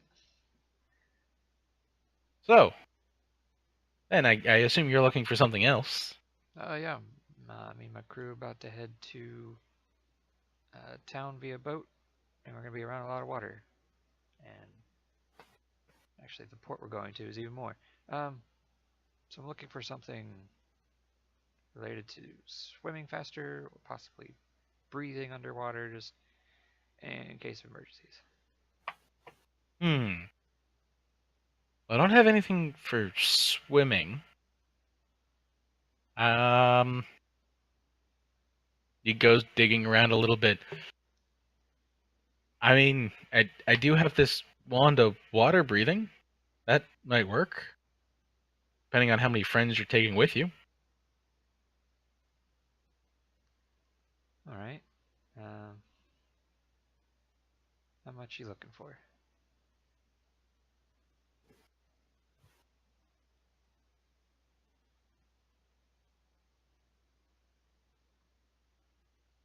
That one is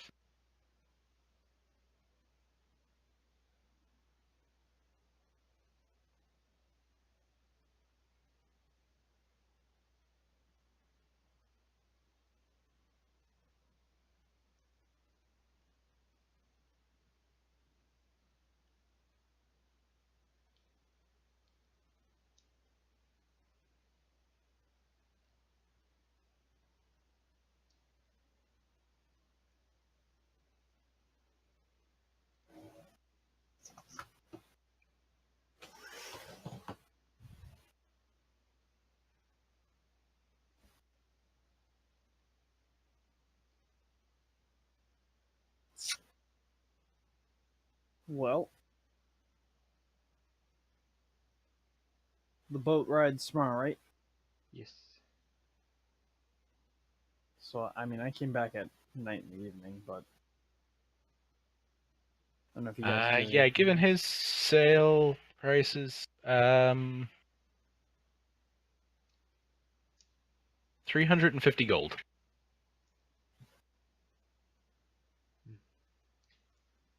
Now, I know last time, in order to buy things. Actually, that was a different shop, wasn't it? Do you barter at all with items? Depends on the item. And I haul out the golden circlet.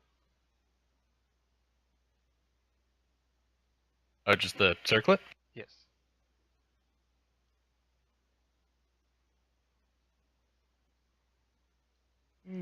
He spends a little time taking a look over it. Well, I tend to deal more, as you can see, in wands than in crowns. Make a persuasion check. Okay.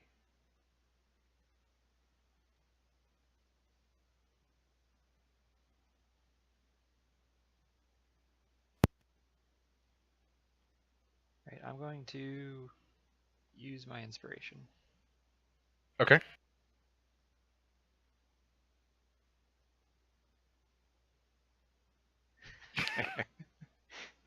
All my buffs today. You are just on a roll, my dude.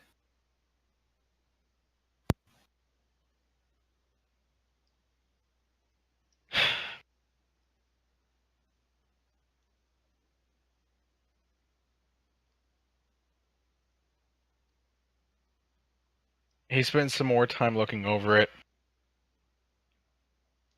I mean, it's nice, but I mean, I don't really deal in crowns, so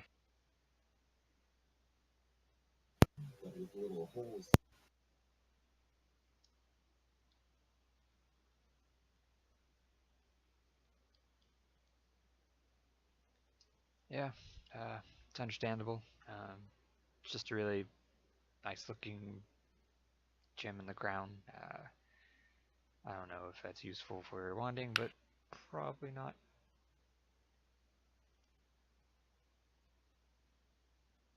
I mean, it is. It's a nice gemstone. If it can be used as an arcane focus, then yeah, I could add it to a wand, but the amount of work to get for it, I'm better off just buying out a gemstone that's already attuned. So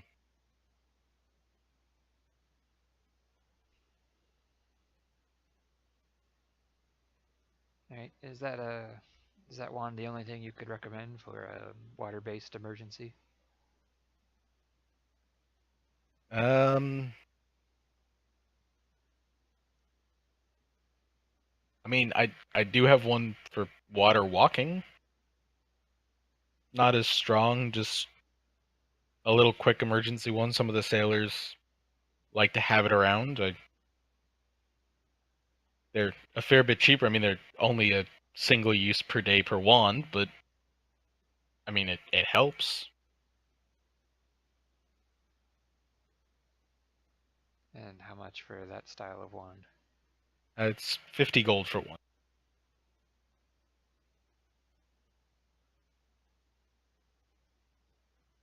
Okay. I still got a bit more browsing to do at other shops, and I'll just keep that in mind. I'll be here. All right.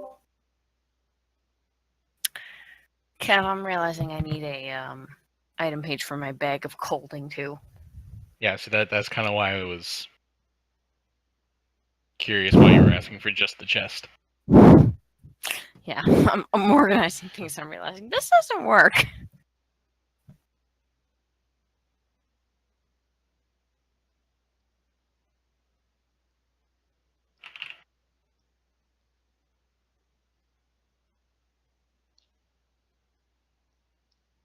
But yeah, as with the bags, because they have a limited set weight, you've got one built as a character sheet.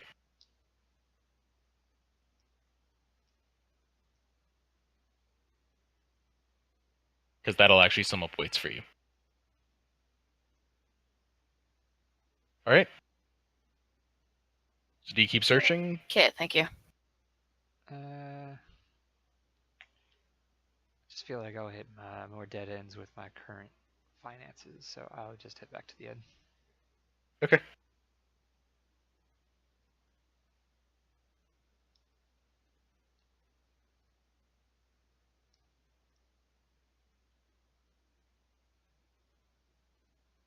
So yeah, you head back in. Evening, it's been a pretty successful day. Most of you are back through. I get dinner. Yep. Xantex, do you stay with them tonight, or do you head back to the Hydra? Head back to the Hydra. Okay. That's where my stuff is. Yep. So,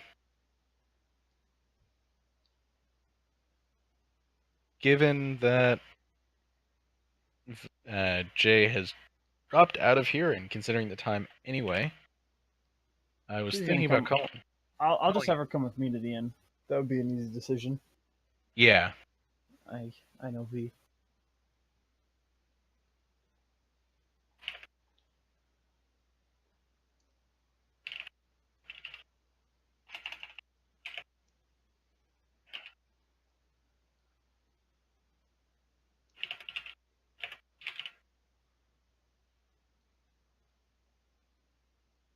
So yeah, I think that's where we'll call it for tonight. As you Pretty guys have successful finished your session. as you finished your final night here in town over the event that took way too long. Because I don't think you guys realized that like you didn't have to do the whole day, and I was just waiting for like, do you want to fast forward? No, let's do minor stuff every day. I did But yeah, everything. I will recommend to you guys come up with a plan, because for the boat trip, it's literally just 2 weeks will have passed. If you want to have accomplished something with 2 weeks worth of downtime, you have 2 weeks worth of downtime. There's not going to be real events and stuff that happen on the boat. Okay. I'll see if I can think of anything, but unfortunately I'm not packed like Zessel, so I don't have like 2 million potions I can brew. True. Yeah, I'm just gonna be reading my book and working on all my skulls and pelts. That's so a good idea. Tomorrow morning I gotta get a book. Good crossword. Or like 8.